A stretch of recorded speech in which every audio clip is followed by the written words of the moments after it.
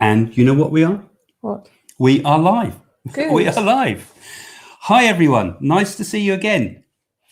And Jane and I tonight are going to talk about telepathy, and we're going to do some experiments later.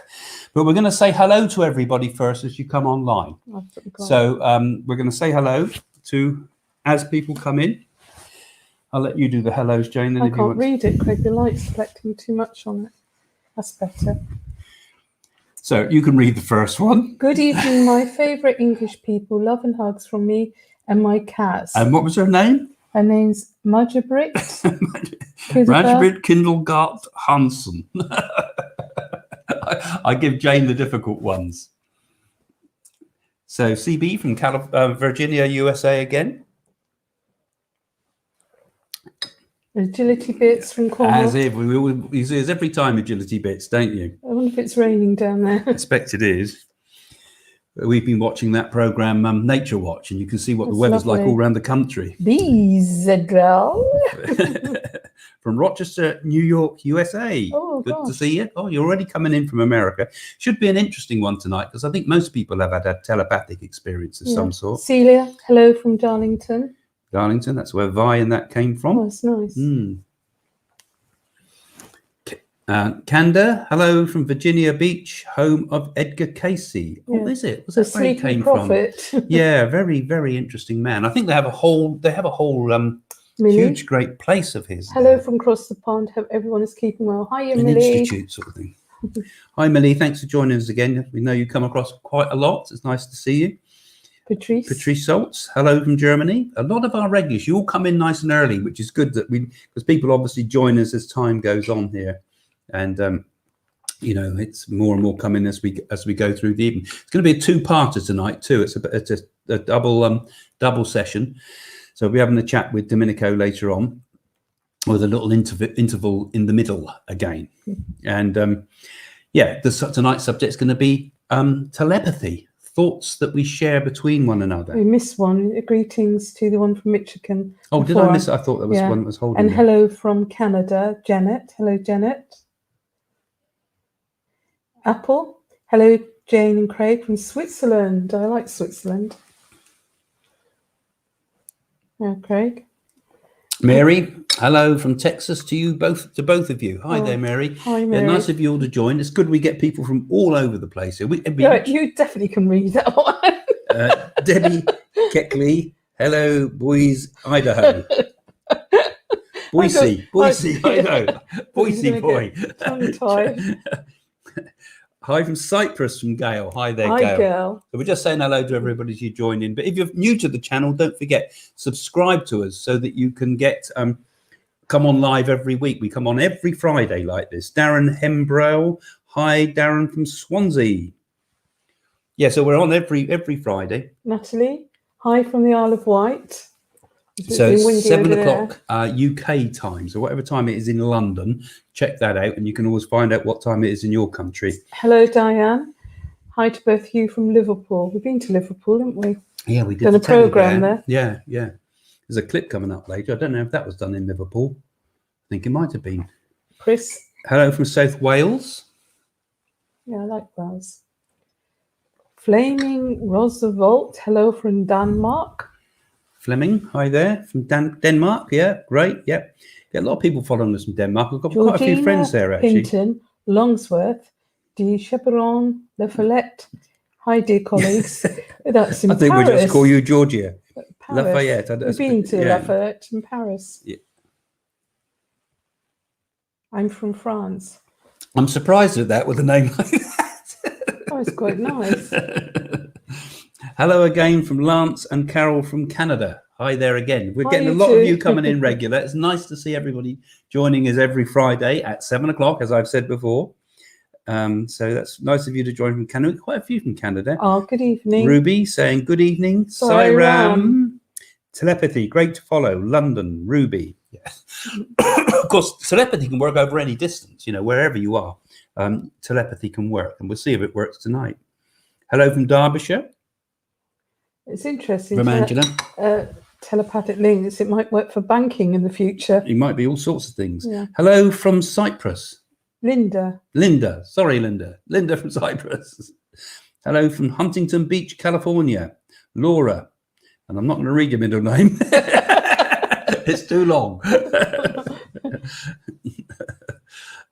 Monica. Hello, sweet pies from Monica. Oh. Sweet pies. Yeah. Yuck. Detty, good evening from the Netherlands. Oh, Derek. Hello, Derek. It's our friend Derek down the road. Derek Moore. Yeah, of course. Lovely, so some boy. right round the corner from us as well. That's nice. Yeah, he's got all these alpacas. Lovely to see you both again from the cold mountains of Italy. Michelle.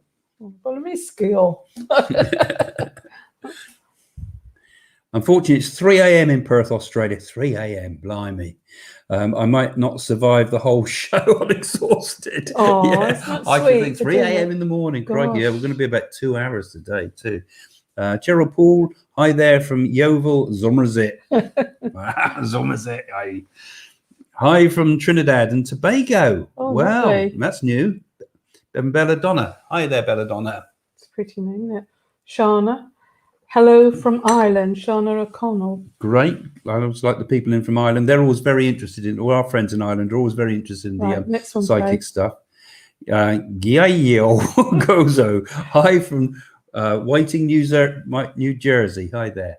So we're just saying, if you just joined us, we're just saying hello to everybody as everybody comes in Nina, before we start. Hello from Brittany, France. Jan. Hi, lovely people. Might fall asleep as much as I love you. And Shattered will try not to, but have a glass of wine too. This isn't wine, this is water. yeah. We're both pretty tired today as well. I think it's this lockdown does it to you. Every day the same. It's boring. It's winter time. Yeah. Too. Well, nice everybody. Hi everybody. So welcome to our live event. And like we say, it is on every Friday.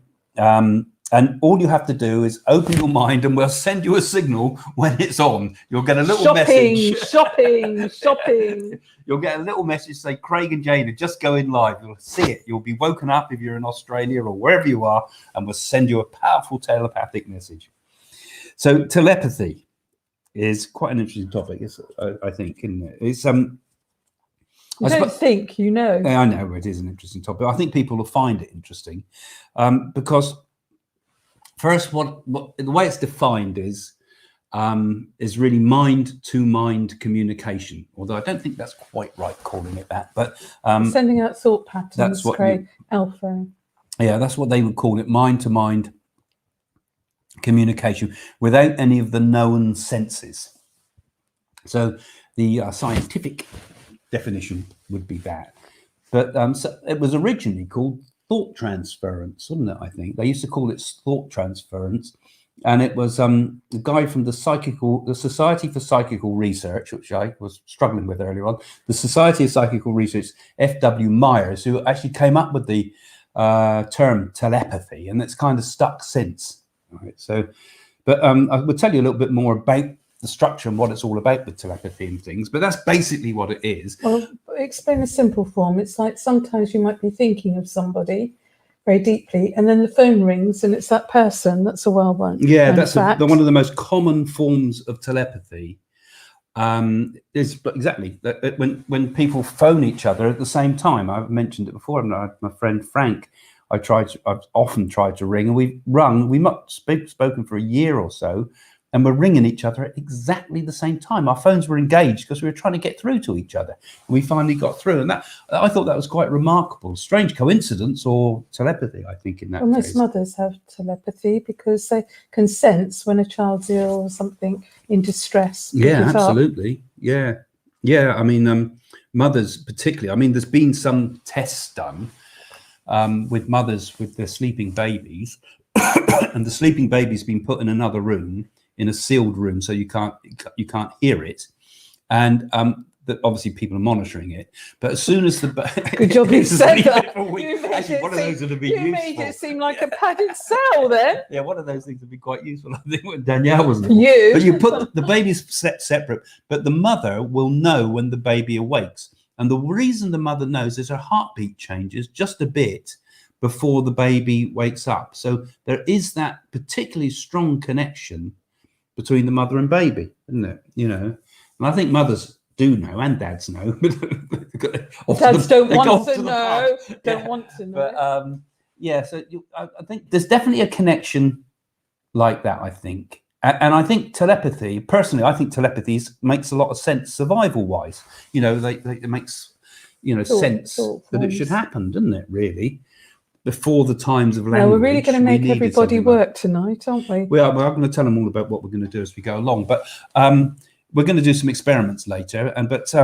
Yeah, so telepathy, I don't know how many of you guys out there have actually had a telepathic experience. You don't have to tell us what it is, but do you believe in telepathy? Have you ever sort of like picked the phone up and you know who's calling, or you've known if someone like is in distress somewhere, or you've known, or you get a warning, you feel it. Yeah, a warning about somebody else, or you've known when someone's just died. That could be telepathic too. And perhaps elephants in Thailand, when they had that sea level, when the sea dropped, perhaps they picked up telepathically. Could have been. They might have had some form of foreknowledge, or they might have had connected between them with telepathy to know that something was going on. I mean, it makes a lot of sense, doesn't it? In the times before we had language, it would have made a lot of sense that we could have communicated to each other in some way or another, that we could have somehow projected the thought of fear, particularly at a distance. So if the village was under attack, you'd know to go home, that you had to defend it. It would make survival sense. Yeah. So a lot of people say it's absolute nonsense, but, I mean, you've had a lot of telepathic experiences, I expect, in your time, Jane, haven't you, with people? Yes. I mean, mediumship is telepathy in a way, isn't it? Yeah. Well, when animals are in distress, or you feel somebody needs help, and then you immediately go and help them. I've done it lots of times. I think one of the things they've discovered is that telepathy works better when there's a love link. So, like the mother and baby instance that Jane talked about there, that is a love link that makes it work. Animals. And also a love link between animals too. Why not? And so I think that telepathy works if you get on with the person. If you particularly, people share thoughts, don't they, when they first meet, and complete each other's sentences you talk about, and know what's the other person's thinking and things like this. Perhaps these things sort of burst into life, when people are connected on a deeper level. So when they sort of test telepathy, and you're doing it in a clinical laboratory situation, it goes against the whole way it should work, really, because it's got to be on this emotional connection, isn't it, really? It's not just about a scientist sitting there saying, "No, okay, now send that thought to him, and you send that thought, and you send that thought." Yeah, it don't work like that. What about gurus? Do you think they have telepathic thoughts and pick up people's things like Sharavana? Well, I feel so, don't you? Yes, I mean, I do. When you meet these holy men, and when you meet other psychics as well, you share thoughts. I mean, I've had amazing sharing of thoughts with people. And share them with me. Yeah. Share them. But, things that are given me absolute proof. When people have said something and I've completed what they said, tell me what I'm thinking about, and I tell them, and it's something completely. Well, I better give them thoughts to you then. But you do. I mean, when I've gone shopping or something down the shop, and you've sent me, deliberately sent me a kind of telepathic message to bring back this or that, and I will sort of suddenly buy something quite obscure like silver polish. I remember one particular one I quoted once in one of my books, that you sent the thought, and I came back and said, that's what I needed, and I had no idea you wanted that. I thought you needed this. Yeah, it's true. And similarly, I think telepathy also works not just in times of good connections with love, and like between a mother and a baby, but also when there's a dangerous situation around a person. Well, that's interesting, Craig, because I think with this virus around, if we all had good thoughts about and all tuned in together on a high vibration through the global world for this virus to go, perhaps we can make it work. Yeah, I think shared thought works. I mean, healing is also a form of telepathy. I mean, because if you send a positive thought to someone, that's like scent, isn't it? I mean, the whole the whole idea of what psychic people and all the rest do is all founded on telepathy. Is one of the main things, isn't it? That we can send a healing thought, we can send a negative thought, a curse, perhaps. We can send a thought of distress. I mean, for example, I remember that time when I was driving back in the car and that stag ran in front of the car, didn't it? That deer ran in front of the car. Really you knew that I had a problem, and you knew when I got home because you said about it to me. The room filled up with like a red mist and that, and then suddenly you get panic come into your heart because you know something's wrong, not only because of you but because of an animal, and you have fear. You pick it up. But you knew an animal had run in front of the car, and I wasn't going through woods or anything. This was on the motorway. You know, as I was coming off the slip road off the motorway, a deer leapt over the barriers and landed on the car. Nothing one could do about it. It ran off though. It seemed to be all right, thank God. But well, I assume it was. But anyway, but then there was that moment of panic and distress. And I think I was driving back. I'd just done a demonstration at a spiritualist church. So my mind must have been still open, you know, sort of transmitting or connecting. It happened quick. And you just knew it. So these remarkable things with telepathy happen all the time. And we're going to ask you what sort of things you felt with telepathy and if you've had any telepathic experiences. But I think, I've got here also some other things, right? I've got some little cards that they use in telepathy, right? These are called the Zener cards. The guy that really got interested in testing telepathy was a man called Ryan. And he set up a load of experiments and thought, well, if people can guess the cards, you know, what's going to be the next one? What's going to be the next one? Star. And the next one, star. You see, if you get over odds, I can't remember quite what the odds are, but I think it's about 25% you should get right. But if you start getting more and more right, statistics tells us that these cards are, that there's more than chance. So if it's more than chance, something's going on, you know? And even the skeptics, they would score below chance. They get even less right because they're blocking it all the time. So how could they possibly score consistently below chance? So if you go and look on Wikipedia, they like with all the psychic stuff, they'd absolutely flawless. Yeah, there's all scientists on this, and there's a lot of rubbish. There's all rubbish. Yeah, magicians and refer to James Randi and all the rest of it. But actually, if you do some really serious research about it, Sheldrake, what's his first name? Rupert Sheldrake. Yeah, absolute brilliant. I went and had a quick look at his website before I started today, and I'm going to see what does he think about telepathy. He's got lots of good telepathy experiments set up there. So he's a very, very clever scientist. Who's really stuck his neck out and is prepared to work outside the box and, do all these different things. So these were the Zener cards, right? The big ones. I've got big ones now. You would. See, I'll use these often in my circle for doing demonstrations. You've been tangoed. But the thing is about these, you'll notice, they are boring. You know, if you were doing an hour or so of just guessing cards, you'd probably be tired after the first 5 minutes, particularly if you don't know what results you're getting. So they did find, and we'll come to the experiment in a moment, I think, they did find, like we talked about the idea that emotional things kind of work, like a mother and a baby or an accident. And they started thinking, well, that's so dull trying to do it with these cards and try to prove it through cards and things.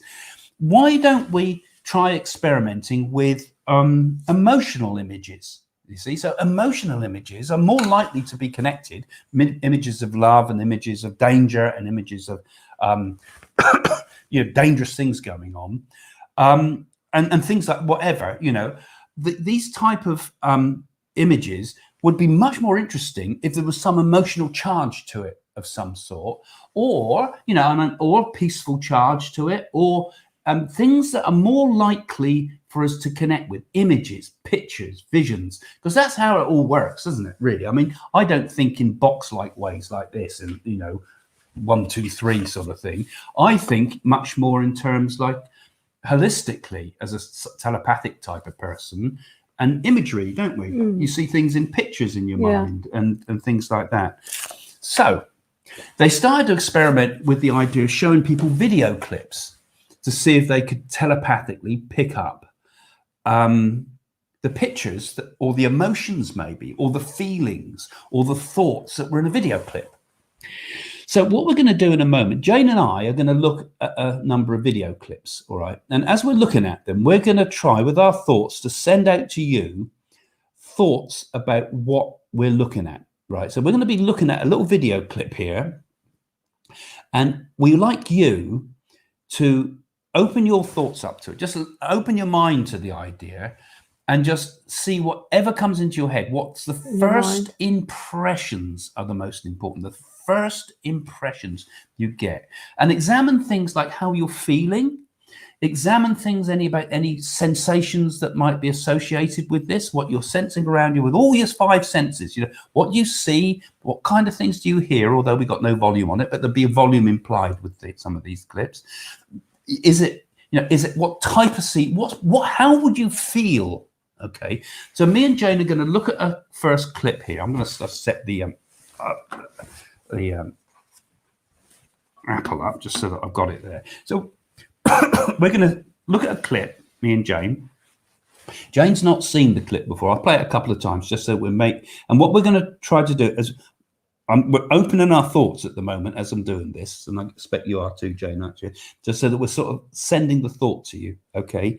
And we want you to, as we watch this, we'd like you to get your impressions. And when you've got an impression, please, all of you, if you would, just type what you're feeling. Type your first sensation, your first thought, your first thing about what do you think we're looking at, right? And you don't have to get the whole thing. It might just be a little bit of something. What sensations do you get? What do you feel, So we're going to just look at this clip, all right, if it works.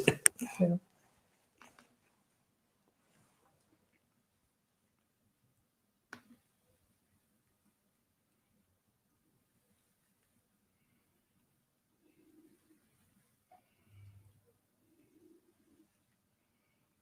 Let's do it a couple more times.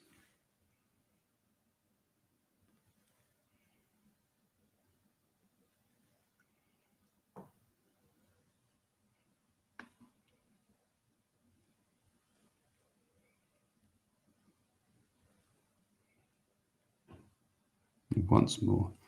Keep tuning in. What are we looking at?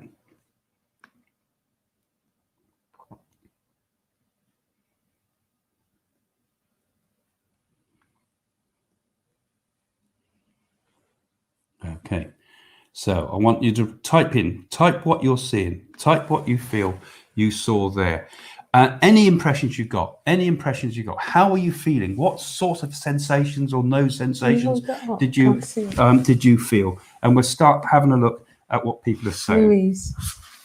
Some interesting things going to come in. But like to say, we're not going to tell you until you've seen the clip. Let's see what you're picking up. What sort of things are you feeling? I'd be grateful if more of you can, all have a go. If everybody can just put a comment of some sort, no rude ones. It wasn't like that video, but just put what sort of things you were feeling, and we'll put some of them up on the screen so we can see what you think, and just get a few of your impressions first, because some of you may well have picked up on what we were looking at here. Any more clips? Let's have a think what you've seen. Have you seen anything? Because I know, because you guys that are watching this, you see, many of you are interested in psychic things and therefore likely to be open to psychic things, or actually be practicing psychics as well. So it would be quite interesting to see what you put up. So don't just follow each other's leads. Put what you think, whatever you feel, whatever you think. And even how did you feel? What sort of feelings were you getting? What would you feel like if you were in that circumstance? That might be enough. That might be, it's the emotional content that is often interesting. Okay, so there's no way you could know this either, you guys. There's no way you could know any of this, right? Of what did we see? What did we see? What were we looking at? Some unusual stuff coming up here. I'm interested to see what you're saying here. And so Domenico will keep putting a few comments up, and then eventually, when he's felt that he's put enough of the comments up that you've said, he'll show us the clip. So it is quite interesting what you're saying, some of those people there.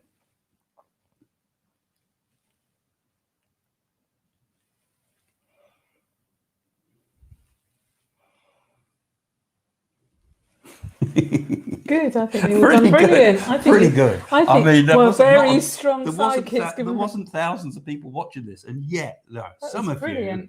I mean, some of you. I was watching. I didn't want to show any reaction to it, but some of you are picking up some pretty good stuff there. How many said C? There was loads of you said C. The first one said red car.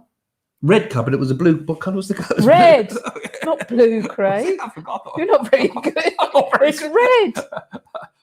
It was Stupid. It was a blue C. And then C and C. sadness. I was wondering if any of you picked up the idea of drowning or anything like that, because that would have been quite interesting. Well, you did say C. Yeah. Yeah, Louise said red car. That was so good. Incredible. Most of them said ocean. Ocean, I mean, and sadness. I suppose it has been a bit, isn't it? I suppose that can be a bit, because it's a death scene in a way, isn't it?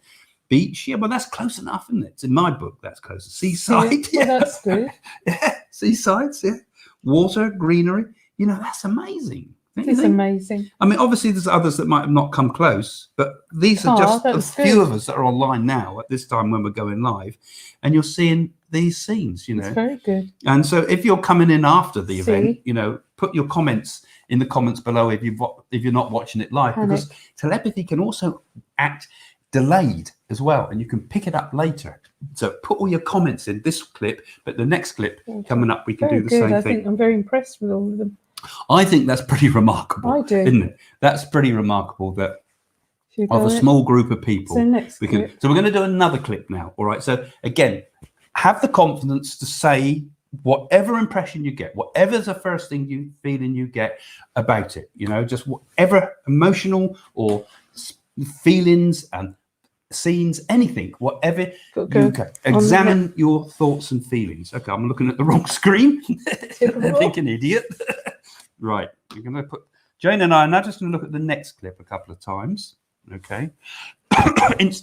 Excuse me. Jane doesn't even know what the clip is, so it makes it more interesting. So we're going to open our thoughts.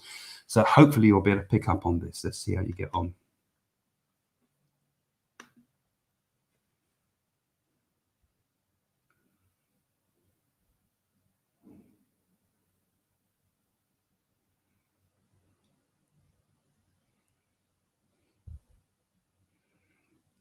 We'll watch it again. Watch it a few times.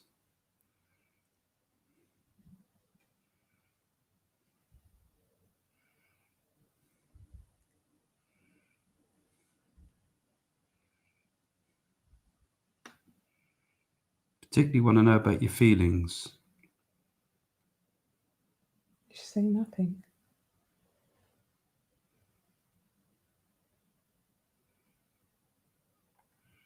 Just once more, just so they got time to think about it.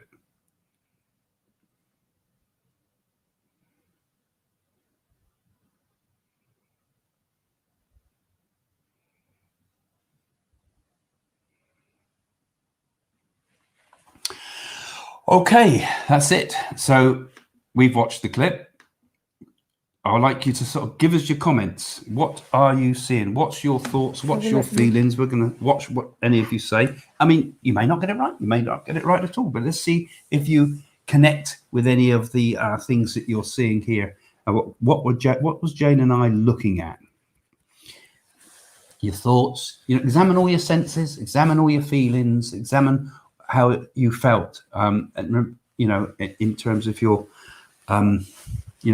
the feelings you felt with this. Okay, so just keep going. I'm not going to respond to any of these until people have put them. But if they're grateful, the more if you put your comments, then the more interesting it starts to get. Have the courage to have a go. Are you picking up our thoughts? Are you picking up? We're still trying to send these to you now. Are you picking up what we were looking at? A feeling about what we saw. All sorts of different things coming up, but it's going to be quite interesting. When you see it, you'll find out what we were seeing here. There's all sorts of interesting thoughts. Just put down what you thought. You can put down more than once too, but don't put contradictory things. But if there's something, you might put what you felt, you might put what you saw, you might feel what was going on in the scene. And so just put your thoughts. And Domenico will keep putting up the points until he feels that a point comes when he will show you. Domenico, of course, is in the background doing this, who you'll see later. We'll put up the clip when he's ready, So we but keep putting your comments, because I think this is the interesting part for us, to see what is really going on. Can we somehow a little bit prove to you that telepathy is possible?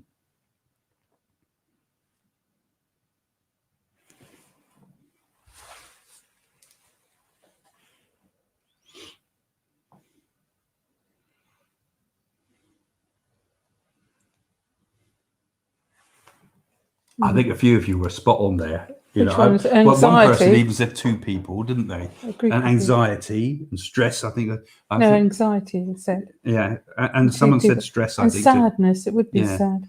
Worrisome, anxiety. Well, that's pretty spot on. That's very, Kristen, isn't it? That's pretty good, isn't it? 2 people in a sunset. Well, 2 people definitely. Okay, no sunset, but 2 people. You were getting the idea that there was people in this. It wasn't in the last one, was it? It was just an inanimate object.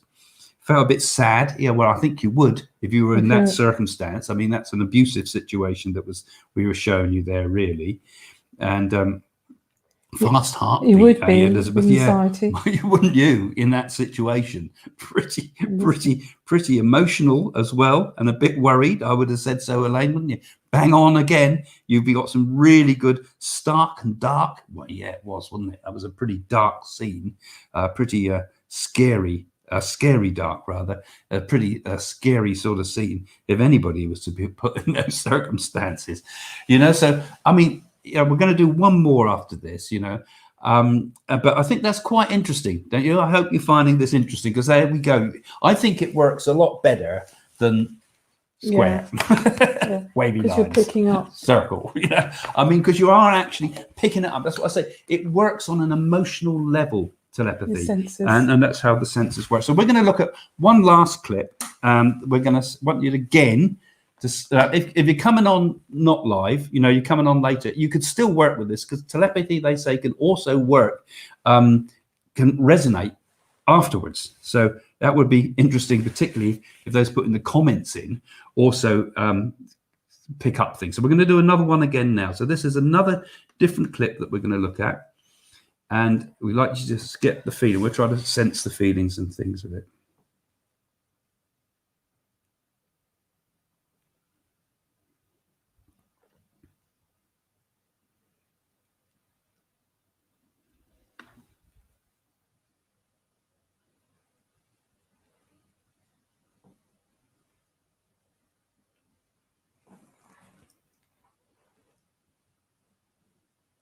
How are you feeling this time? Are you feeling? Don't say anything. No, just what are you feeling?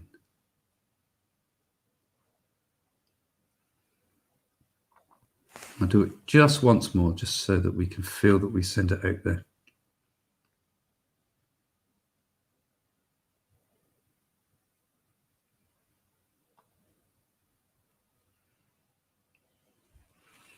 Okay, there we are. We've done our little bit. We finished our little clip, and Domenico will put it up in a moment for you when he's ready.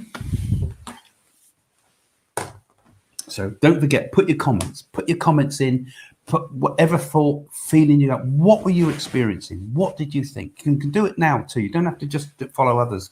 Do what you are feeling. What was your sensations and feelings as this clip was happening?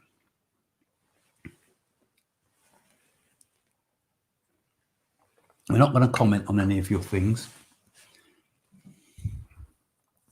But have a go. What did you feel? Sometimes the people that don't claim to be psychic often have some of the most powerful psychic abilities. So even if you don't think you're psychic, see if you can have a thought about what did you feel when Jane and I were watching that clip.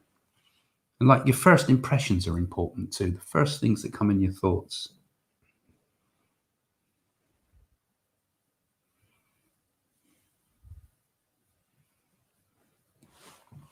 Go with what you feel too. Go with what your feelings are.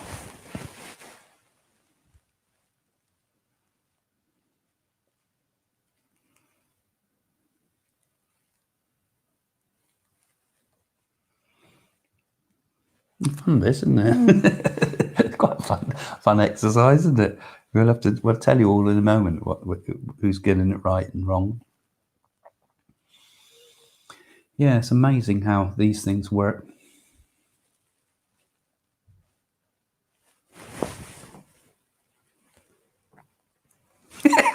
God, pizza. Brilliant. Just pizza. You would see that.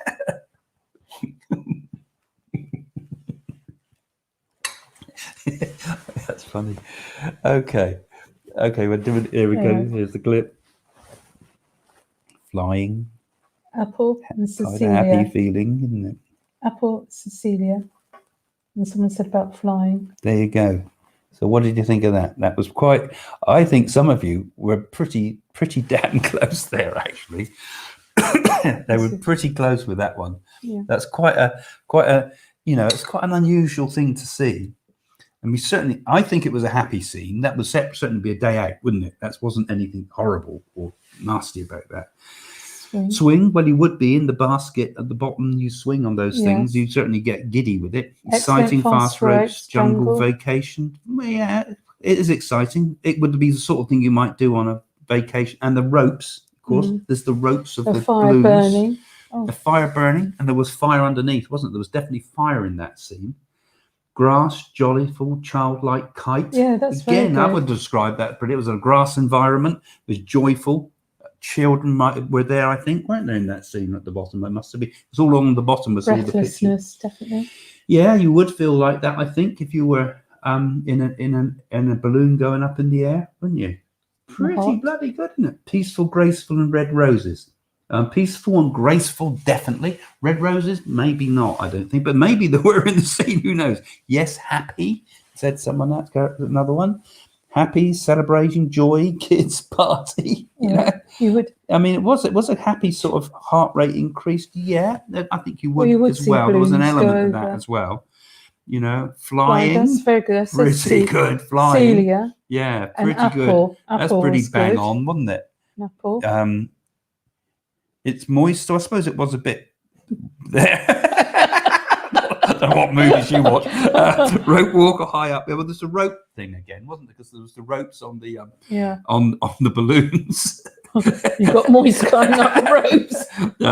A wall, like a great wall of China. I don't know about a wall so much. That was still kind of high up again. Elevated location, treetop, sunny, and it was all bang on. Good. I think those are all pretty good examples. Aeroplane that's feeling. Very good. Kindred spirit. And weren't we? Flying, Yeah, well, that's good. And strange, off, odd. Yeah, I suppose a bit strange and odd and off. I suppose you could relate that too. Calm, but apart from that, did not get it. Yeah, but it was calm. It was a calm, floaty scene. Aeroplane or parachutes. That's very good. You're talking about being in the air, aren't you? Yes. I mean, you could have said a million things. All I can see is pizza, pasta, and hamburgers. Yum, yum. I'm hungry too. God, you're dreadful. Brilliant. The flying pizza. I think Nicola Avocado said last week, I think I've just got 5 pizzas out. I said, go and have a snack. So I think that's quite interesting, what you've picked up there with the whole thing of telepathy. And I think now we can just take some questions from you, really, and see what you thought. I mean, what have you had an interesting telepathic experience in your life? We've talked about, crisis situations where you get telepathy. And perhaps somebody's projected telepathic link to somebody that's in trouble or needs help. Have you had, what sort of experiences have you had, or have you got any questions about it too? I mean, another thought that I didn't come up with earlier too, that mediumship is actually telepathy. I mean, we have telepathy between the living, but also we have telepathy between us and the dead, don't we? Because that's what's happening when we make a spirit link with what you call mental mediumship. We're connecting our minds together with the spirit world, So, and sometimes you pick the things up from the person in front of you, but you also pick things up, particularly from the spirit world. Right.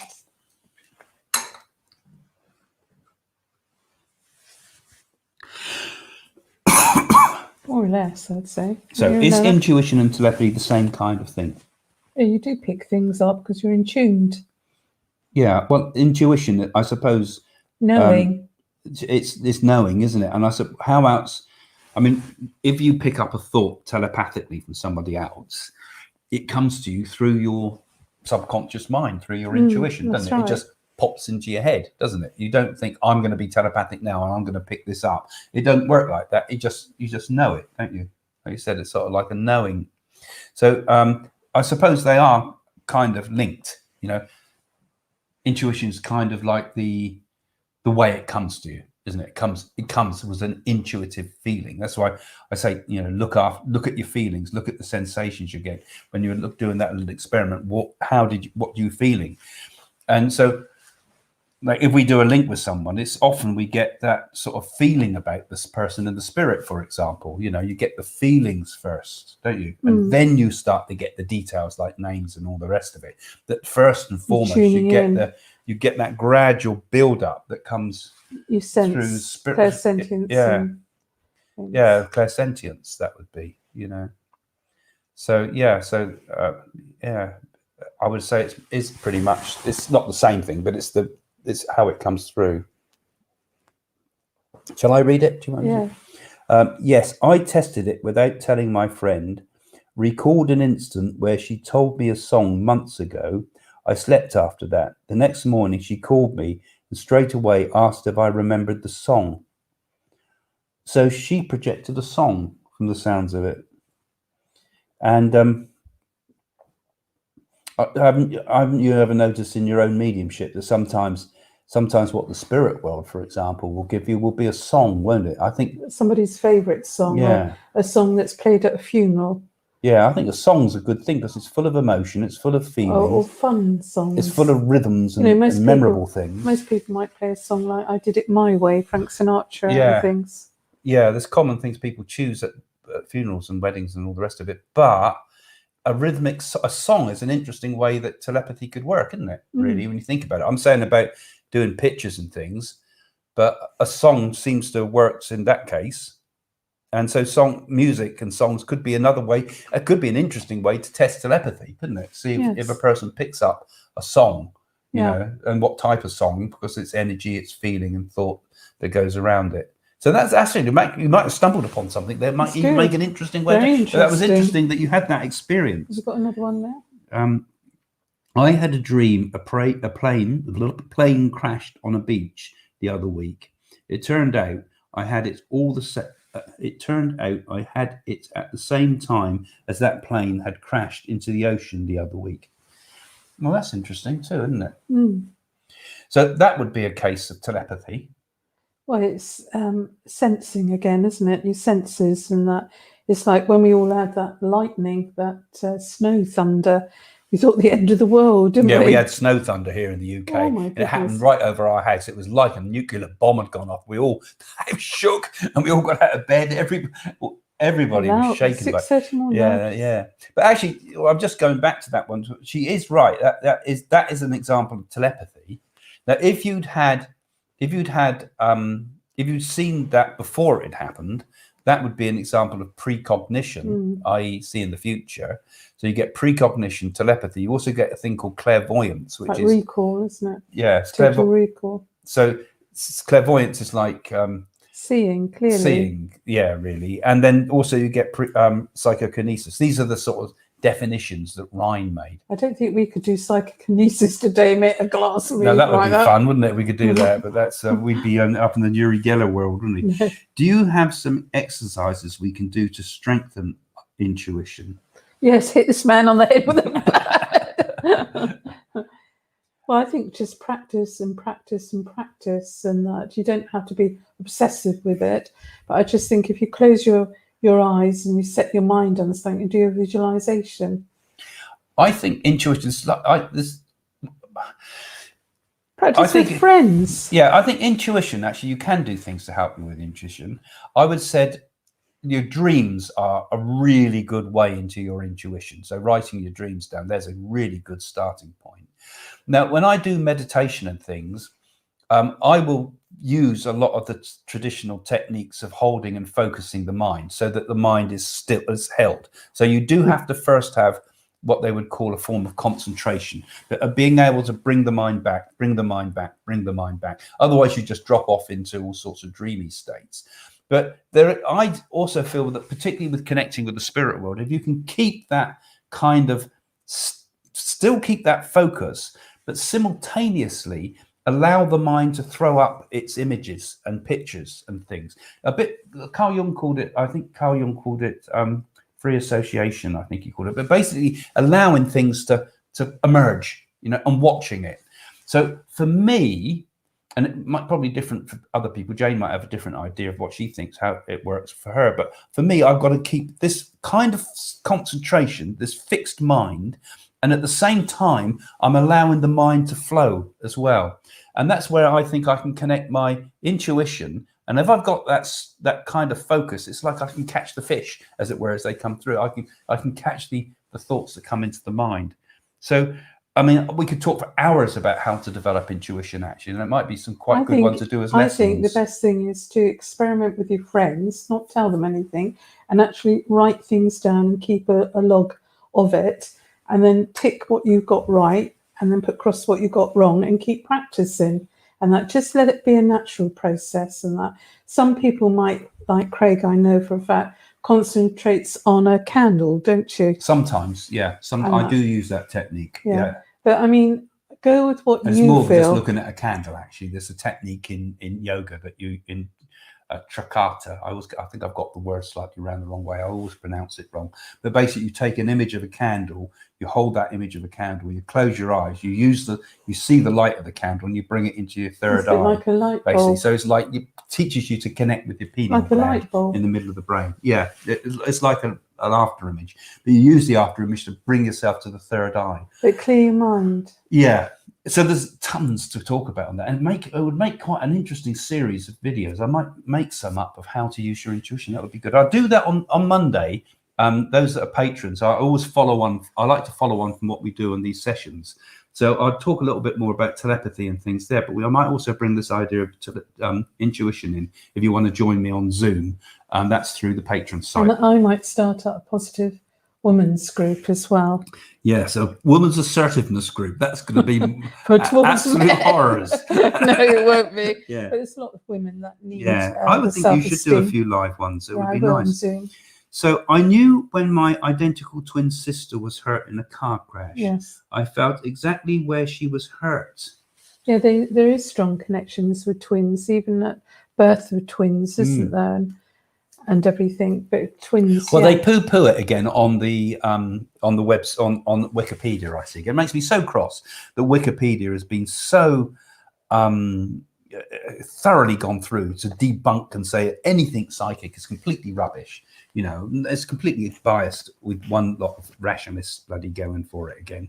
But I think there can be quite a lot of connections between twin people, because twins I've spoken to, they seem to take it as quite natural. What about Siamese twins, when they've got to be separated? They still feel for the other twin. Yeah. They still go through pain. I don't think it means, because a person's one of a twin doesn't mean they're necessarily any more psychic than anyone else. They don't have to be identical twins neither. But I think twins do have a certain rapport. I'm sure they telepathic do. But that rapport might not mean they're necessarily psychic for someone else. No, but they got feelings and senses, like two people in one, isn't it? That's right.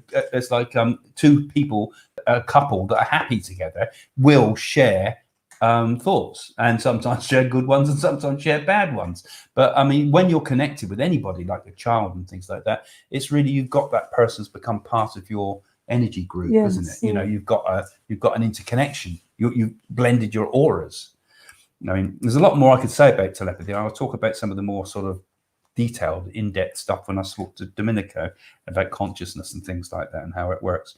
But anyway, Angela's saying, do you think meditation helps with intuition? I think it can. I think you've got to be very disciplined and everything, and set a particular time of day. Do you agree? I find it very hard to explain meditation, because it's such a deep inner personal experience that when I go into meditation, I kind of drop into this state that I can't really describe to people. It's you like can't get out of. Yeah, well, it's not. You can, yeah, you're in it. You're in that state, but I mean, it's almost indescribable. But also, I know that in that state, I can also go into other states of mind, because I suppose it's about going into states of consciousness meditation. So, but there can be periods in meditation where I feel allow the mind to free flow, just let the mind do its own thing and see where it goes. Can also, I think, be very interesting. So, you know, there's so many techniques out there and everybody says, do this, do that. But I think it's probably important that each person just experiments, just sees what happens. You know, it's not just a matter of sitting with your eyes closed, which most people think is meditation. That's just sitting with your eyes closed. You do need the techniques to get you in and learn those techniques. And it takes discipline, meditation. But also, there's a certain amount of experimentation you can do, like following memory, observing thought, observing how the brain's working, you know, how you work. I mean, there's so much you can do. You do need a peaceful environment, though, when in meditation. Yeah, or you can use a noisy environment. You could go to the woods and listen to the birds and sit still. Yeah. Nature's important. Yeah, I mean, you can meditate. I mean, like I said, Yogananda got one guy meditating, listening to the motorway, you know, because it used to distract him so much. But he absorbed that into his consciousness to allow it to be, you know, and it no longer distracted him. But it's definitely meditation is definitely a way into the intuition, definitely. Does soul family and twin flames have an even bigger telepathic communication than other non-spiritual connection souls? So what you're saying there is that some people are like twin flames, they're like soulmates. That's what she means, I think, from that. Well, assuming there are twin flames and assuming there are soulmates, I think people who are meant to be together are together. But I think there's an awful lot of fantasy around that whole idea of twin flames and things. But if you're spiritually connected, if you are spiritually connected with somebody, then it definitely flows more than if you're not, you know. And that's why I say, like, you know, the laboratory tests. Perhaps the worst possible is the cat is up. He's going to get in that washing. Boo! Telepathic. Here, come away from that. Deliciousness. You will come here. That's it. He stopped. So that whole twin soul things, yeah, okay, maybe there is. But if anybody that you're deeply connected with, you'll get a telepathic bond. You might even get it with your guru, for example, if you're very deeply connected with somebody on a very, very deep spiritual level of learning. Lockdown seems to be making me and mine dream a lot. Very lucid dreams. I think lots of people are dreaming through lockdown, and it's causing riots, isn't it, across the world? People are fed up. The energy at the moment. I mean, I've had some really weird dreams lately. Really weird. Interesting. He's a weird man. I don't know where they come from. Fantastic things. Underground temple, incredible underground temple filled with all this treasure, and then a Shiva pulling out Shiva lingams out of the sea. I don't know, where did it all come from? And it was like real, you know. And then dreaming of people that I haven't met for years, people from school and things like that. Yeah, I think lockdown is definitely gets your brain going in a funny sort of way. Well, yeah. I think it's because everybody's so frustrated at the fact that we can't do anything. That's right. We can't get out. We can't do anything, you know? So we're coming close to the end now, folks. So you can ask your questions. You can ask us anything you like, actually. It doesn't have to always be on the topic. I mean, as we move on with these things, we quite often like to open it up just to, you know, if you've got anything you'd like to say. So last question. Now, we're in part 1 at the moment. So don't forget, give this thing a share if you're on Facebook, and do all those like and heart things and whatever you do, because it all helps more people it ranks it a bit better. And also, particularly if you share the video, it's fantastic if you can share it and tell everybody about what we're trying to do if you enjoy it, you know. And if you really enjoy it, well, become a patron too, you know, because if you become a patron on the site, you can get more, but it also helps to support us and help us to do this type of thing, because you can imagine there's an awful lot of time dedicated to this channel if you see the many hours that we're doing. So it helps the channel, and it will help us with progress our thing into a full TV sort of YouTube TV channel in due course, and the center. So anyway, so thanks to the patrons that have been supporting this. You'll see some of the names at the end of the ones, and you can always follow us, of course. And Jane's on Instagram. See Jane on Instagram. So, do we have a little break? We're going to have a break in a moment. I think we've got a few last questions for a moment, I think. And then we'll get a signal when it's time to finish. There we go. Can telepathy be used to manipulate others? Oh, I don't think that's a good thing, do you? But can it? Well, I suppose it can influence people. It depends what your thoughts are. Are they sinister? Are they peaceful? Are they kind? Yeah, I think it can be used to manipulate people. Definitely. That's what black magic's all about. Oh, bye. I'm sure we do get influenced by all sorts of thoughts forms. Yeah. And I'm sure that we could even do it on a big scale. I mean, I only need to think about what happened, say, in Nazi Germany. I mean, there was an energy around then that I think was brutal, dominating people on more than just the material level. Wicked. I think it was dominating people on a very deep spiritual level and bringing out the very worst in everyone. And conversely, someone like Gandhi changing the whole of India's consciousness. I'm sure we develop energies and all movements of people and collective thought. So definitely, that's an interesting thought, actually, that one. Yes, I want to be a patron, but I'll put a link in the thing below, but you can go to patreon.com/Hamilton Parker, or just put Hamilton Parker patron into Google, type it, and you'll find us. I hope, but it's in the description below of this YouTube. So yeah, it's nice that those of you that do become patrons, because it does help us quite a lot. And you can go and have a look at our website, of course, and it's all there, and the patron stuff, and my books, of course, all my wonderful books, which I usually push upon you in my other videos.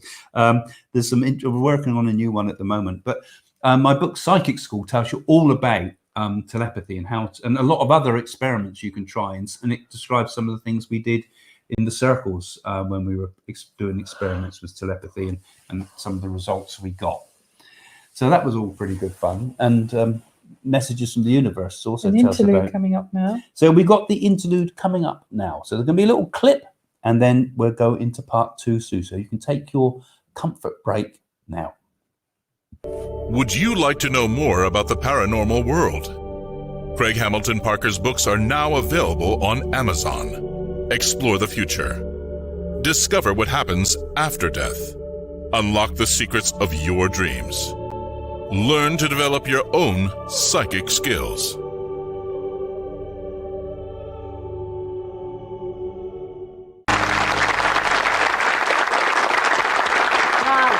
who are telepathic should be able to watch the next item if their set is switched on or not. An old joke, yes, you didn't find it very funny. But Craig Hamilton Parker is a psychic who believes it's entirely possible to read another person's mind. Now, Craig says that anyone should be able to do it with a little practice, and we're going to put that to the test. Now, what kind of image is it best to project? Experiments have discovered that it's better to work with something that is like emotional, something that has some feelings involved in it, because we respond to telepathy not just with thought, we respond to it with the whole of our personality. So we pick up the feelings as well as the thoughts and the pictures. Okay. All right. Well, thank you for that, Craig. Some of our studio audience are going to take up your challenge. All right. Now, the section of the audience over there at the other side of the studio, they're going to look at a moving image, and this section of the audience, including you, Craig, will try and pick up their vibes and identify the image, the moving image, that they are thinking of. Now, what advice do you have for both sections of the audience? Well, first of all, we've got to get ourselves relaxed. Both sides need to be relaxed. Let your breathing slow down, let your body relax, and close your eyes. And if the people that are sending the image can really feel that image, feel as if you're actually experiencing whatever they're putting on there. And the rest of us, when the impressions come to you, don't try to change them. Go with the first thought that comes to you, no matter how silly it might seem. Just go with whatever comes to you first. You don't know what it is, it's a bit like a dream almost, but somehow you're being placed somewhere and feeling all the impressions, all the senses. So this section should close their eyes. That section, obviously, they've got to watch, yes. They won't see it, will they? To watch what they're going to see on the monitor. Okay, but they have to concentrate and relax. Just relax. That's the most important thing. Now, shut your eyes at home if you want to take part. We're going to need total silence from all of our audience for this. Now, we'd like you, our senders, to project what you're about to see.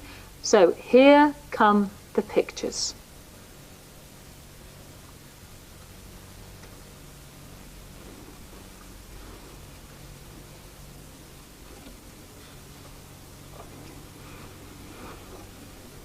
Right, the senders have sent their thoughts. Now let's see if anyone has received them. Does anybody have a strong feeling of what it was that the other section was viewing? Could I ask you, do you think, we're talking about the emotional state first of all, sad, happy, exciting, stimulating, what thoughts were you getting? Happy. What about you? Brightness. Brightness. Anybody back here?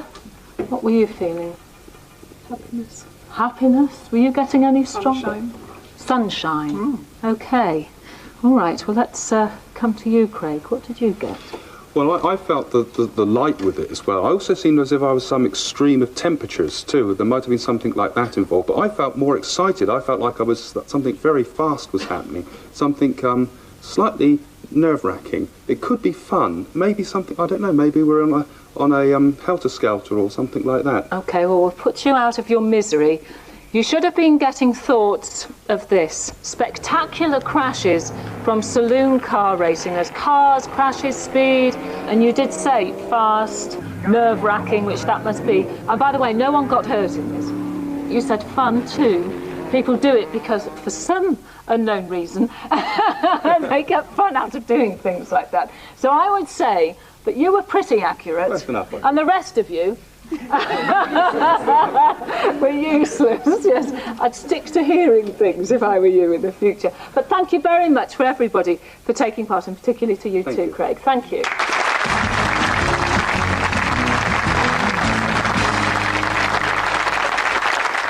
Now, what we're watching here is a clips of any of that. Right, it looks like we're back. I think we're back. Domenico time. Are we back? Back. Yes, we are back. Yes, we're just saying it'd be quite nice next week. We'll have to put a clip of Jane up when she's doing one of her bits from TV. As long as we haven't got any music on it, because as soon as there's music in the background, the theatre. You did film it. The BBC did film it in The Point. Yeah. And I got it right. A boy came through after he died a week before. Yeah. We can put. I can put what. Otherwise, it seems the Craig show. So, folks, thanks for joining us again, and thanks for being back with us. I can't see Domenico. Can I get up? So we're going to have a chat now with Domenico. What did you think about the show so far tonight, then, Domenico? It's quite interesting that it worked quite well. It's interesting to see all the people that got it right. Yeah, that was brilliant. I was amazed.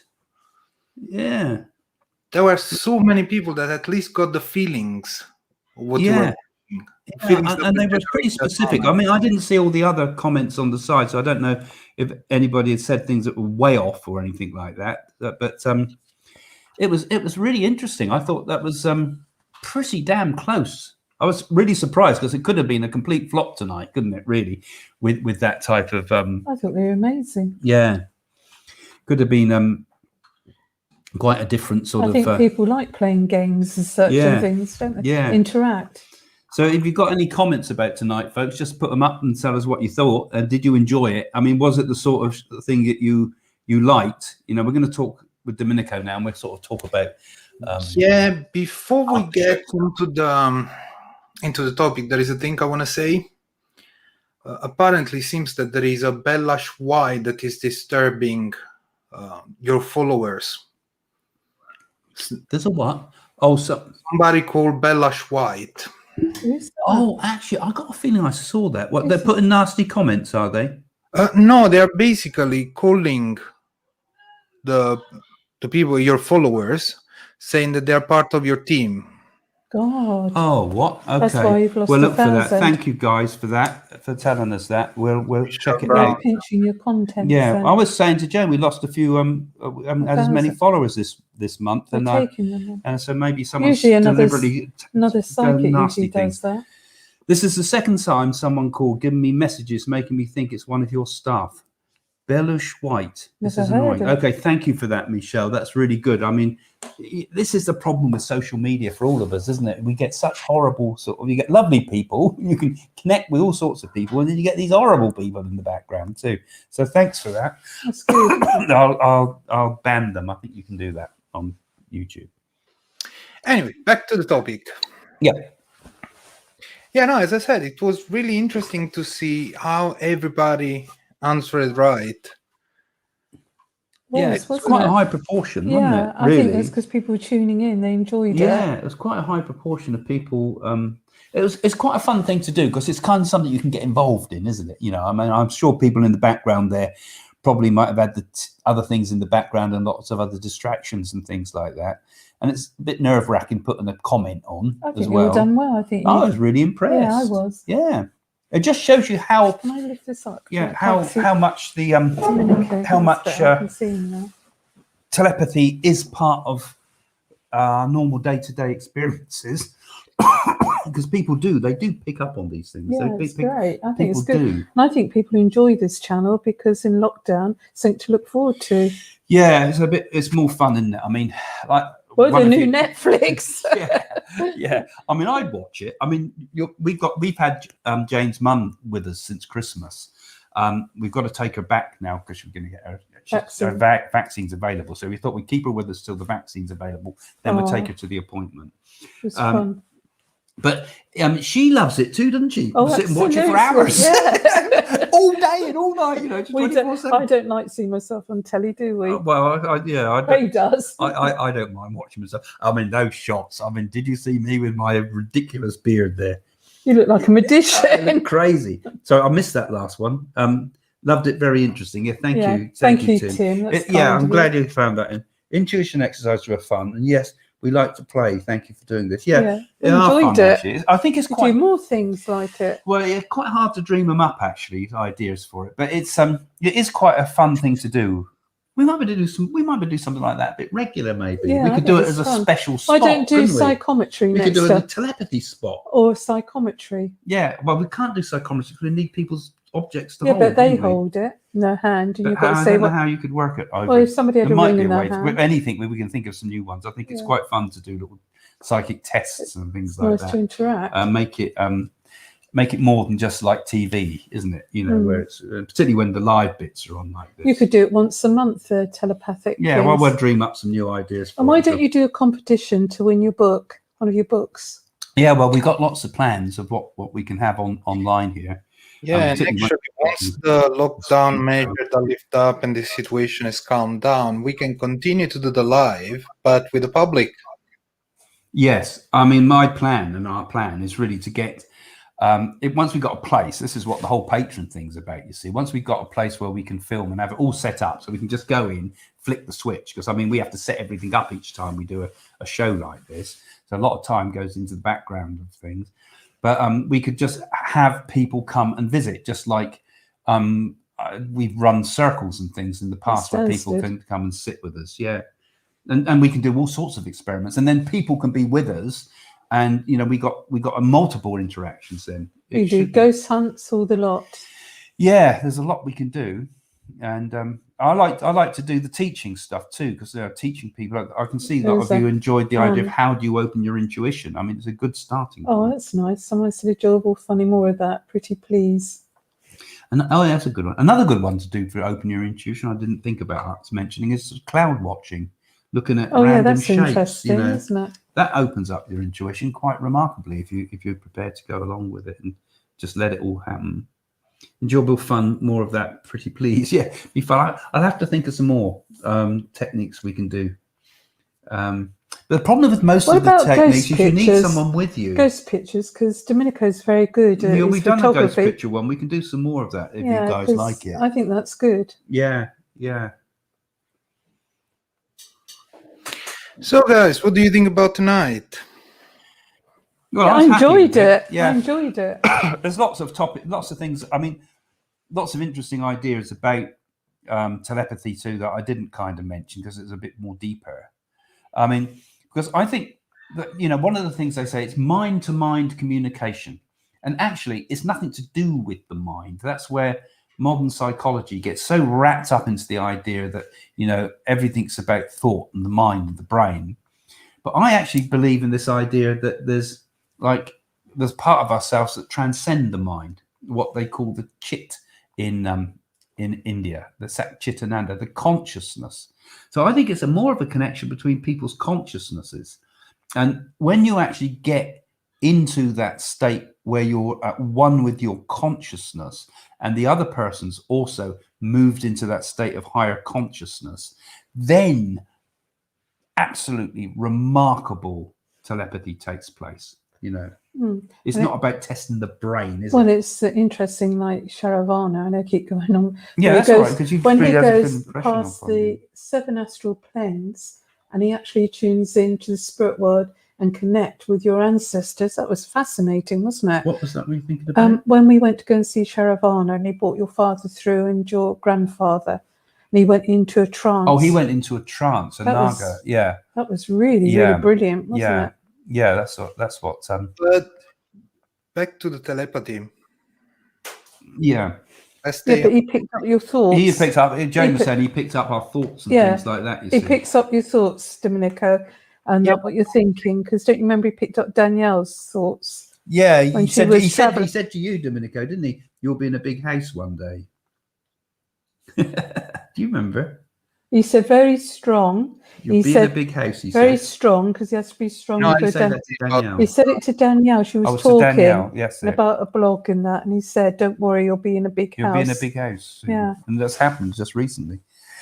Yeah, so there we go. Yeah, so what are your thoughts about telepathy, Domenico? Is it a real? Do you believe in telepathy?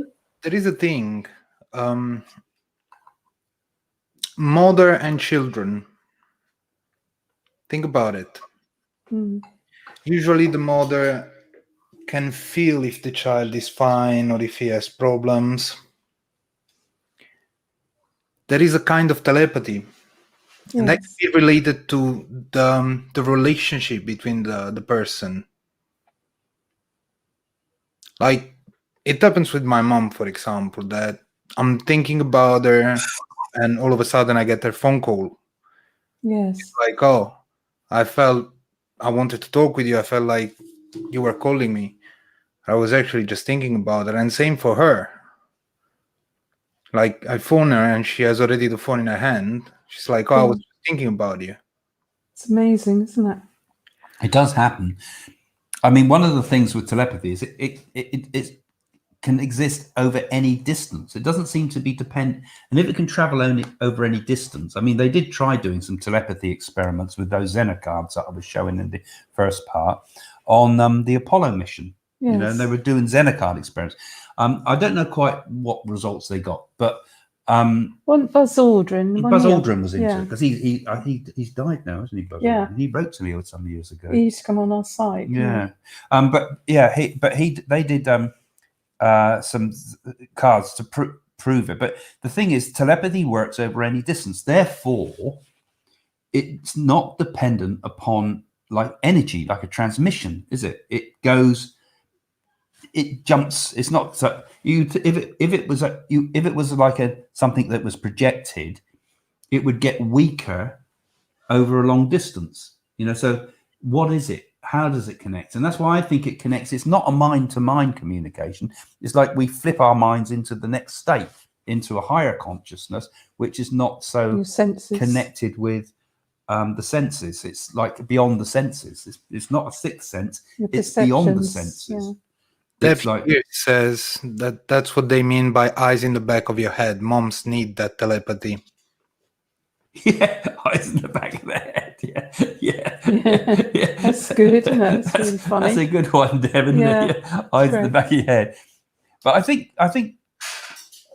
perhaps a lot of mothers really discover their telepathic things when they do have children, because kids haven't got language, have they? So you kind of have to keep. And it's a knowing feeling, intuitive, because Danielle's knowing with Damien all the time, isn't she? Yeah. You understand. Kindred Spirit says, my mother tends to phone me the moment I sit down for a meal, and she seems always to know. Yeah, we've had that recently, haven't we? The phone goes every time. My brothers, they phone me. Every time when you eat. phone me twice a day. I'm sure that there must be some sinister connection there between us to make that happen. Yeah, it's often the case, isn't it? I think the telephone telepathy, which is a well-studied sort of phenomena. I mean, Rupert Sheldrake, I mentioned him a little bit earlier. I mean, he's the one that wrote all the stuff about telepathy between animals, and that when your animal knows, when your dog knows you're coming home. Sort of thing. Yeah, when you school, William used to do that, and he did an awful lot of tests on that. Yeah, you know, I mean, he's not just talking about this is. I mean, how does an hearsay. animal know that child's coming home at 4 o'clock and they sit by the door? Yeah, he's ready to meet them. And William used to do that, didn't he? And so Boo does. I mean, he's there before the cars could be heard, didn't he? Or if I'm out the front, suddenly he's there. Even if you're walking, he'll appear because he knows you're there. Yeah. I mean, they have a certain higher level of hearing and sensing, animals do, but they seem to have this other knowing. I mean, that Rupert Sheldrake, who I think is a wonderful bloke, who should read his books. And watch his videos and go and have a look at his website and go and subscribe to his channel. Very interesting man. Brown-eyed lady says, Kerry, twins have a unique connection. That's true, actually. There have been different stories of twins that they can feel when the brother or the sister are having some weird situation. And there is actually a story that is really interesting of twins that got separated at birth. They went to live 2 different lives, but they ended up to marry the same day. Oh, yes. 2 women that had the same name and had the same children, meaning like boy and a girl, born in the same days. So they gave them all the same names and things, didn't they, too? Yeah. And they married people of the same name and all sorts of... And also, I mean, the list of strange coincidence with it are huge on some of those twin studies. They've done a study where they all die at the same time and things. But I think there is certain strange connections, isn't there? Yeah. Yeah, they do. They die at the same time. But then it all connect to that unique consciousness. Yeah, so you're saying, is it all connecting with that sort of, I suppose you could call it the over self, you know, that higher consciousness that goes beyond normal thinking, goes beyond the mind. Something that is transcendental. But it's one, it's not multiple consciousness. It's just one. Yes, or it's there's the one consciousness that is everything, the sort of what some call the Godhead, the absolutes, the beyond, the indescribable, beyond mind, so it can't be expressed. But maybe there's also other things where the mind is more merged, where we've still got a sense of identity and our selfhood, but it's kind of more merged. It's more like we've sort of interconnected, just like you do with telepathy. But like we begin to realize that, you know, our independence, our ego is not so intact, and that it merges. You know, there's a merging of consciousness, but still like lumpy, I call it, like still that there's this sense of self there. Or it's more like a butterfly effect. Yes. Butterfly effect. Something, you have a feeling. That feeling is amplified the further it goes. And people that somehow are connected with you, whether because they are in love with you, but whether because they are family members that love you, or there is a connection. And that's why I'm able to catch those feelings wherever you are in the world. It doesn't matter. Because feelings are not on this level. They are on a different level. It's not something you can touch. It's not something you can... Sometimes feelings you can't even explain. So it's more of a different place where they are. See, a lot of people have speculated that consciousness exists on the quantum level, i.e. outside of the material. And that quantum level has all sorts of different parameters to what we have here. Like here we have, like we talked about it before, haven't we? Here we have form and time and the rest of it. But in the quantum field, in the quantum level, we can be in 2 places at once. We can go forward and backward in time. And it might be that the very human consciousness is there, and you could almost call the quantum level the spirit world, the same idea that we're in the spirit, and spirit comes down into the brain. And all the brain is a receiving unit for the consciousness of the spirit. And that when you look at the actual structure of the brain, right down to its smallest parts, it's in the quantum field. It gets like smaller and smaller and smaller until it's in the quantum field. So we are quantum receivers, this body is anyway. But then it all goes back to how our minds are limited to the knowledge we have of reality. For you, if I tell you, can you talk now without using the phone, without using the computer, just live with the person that is sitting in New York now? You would tell me, no, it's impossible. They are too far away, because we know from our reality that New York is far away from London. But what if on another level, where the consciousness, spirit, or whatever you want to call it, doesn't have any distance? The distance is just this reality construct, but in that other reality there is no distance. So New York and London are all sitting together. And that's why when you talk about telepathy, you are able to communicate with a person that is anywhere else in the world. Yeah, because so what you're saying is it's only our sense of limitation that stops us from doing all sorts of incredible stuff. It's like, I think if we believe in I think one of the first steps towards spiritual awakening, and particularly spiritual powers, is to believe that they are possible. I think you have to believe they're true. And I think if you can, I used to tell people a little practice thing I used to do with people in the circle. I used to get them to stand up and do a demonstration and pretend they were Doris Stokes or pretend they were Gordon Higginson, and that everything they were going to say was going to be correct, right? And actually, it would stimulate the unconscious of that person. It would stimulate the psychic gifts, that they started to actually believe that they could do it. And once they started to do it, next thing you know, they're given full, proper evidence. It starts off with a bit all clumsy and a lot of nonsense coming in, and then gradually they fall in and start actually coming up with all sorts of things. So, so many of the things in life are a fact that we've always got this, like Huxley called the reducing valve. We're always closing things down, thinking that this is the limit of our reality, when really there's a far greater reality if we just believe in it. If you wanna put it in with an example that could be easily understood, follow my thought. Imagine that the reality is like a computer, okay?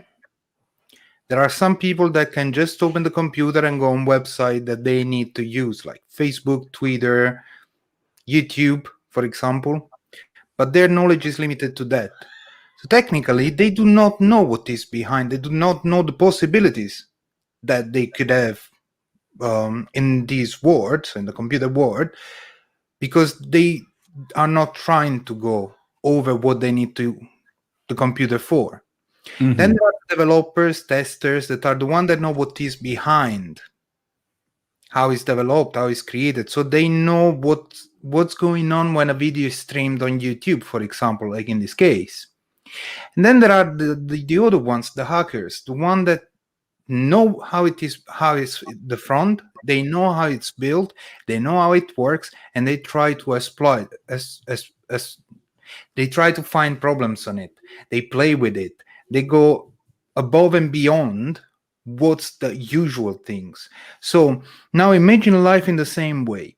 What we see is basically what we need to see, what we want to see. Then there are other people that are able to know how everything is created. And then there are other people like psychics, mediums, and all these people that are like the hackers. They are the one that know how everything works behind. They are the one that know how everything works at the front. But at the same time, they know how to play with it. They know how to get into some place that other people won't think about. I think the human holds the whole human brain and everything is, you could call it a biological computer. In fact, it'd be quite nice if people got any comments and want to put some questions up about these ideas. But and that we do have a certain amount of control over the software, as it were, in ourselves. That, for example, good habits can create good habits of thinking can create a much happier disposition than bad habits of thinking. And So, We know, like you say, people can hack into things that you wouldn't thought were there. There's so much in the brain. I mean, this is just the brain. Like I say, we extend beyond the idea of the brain.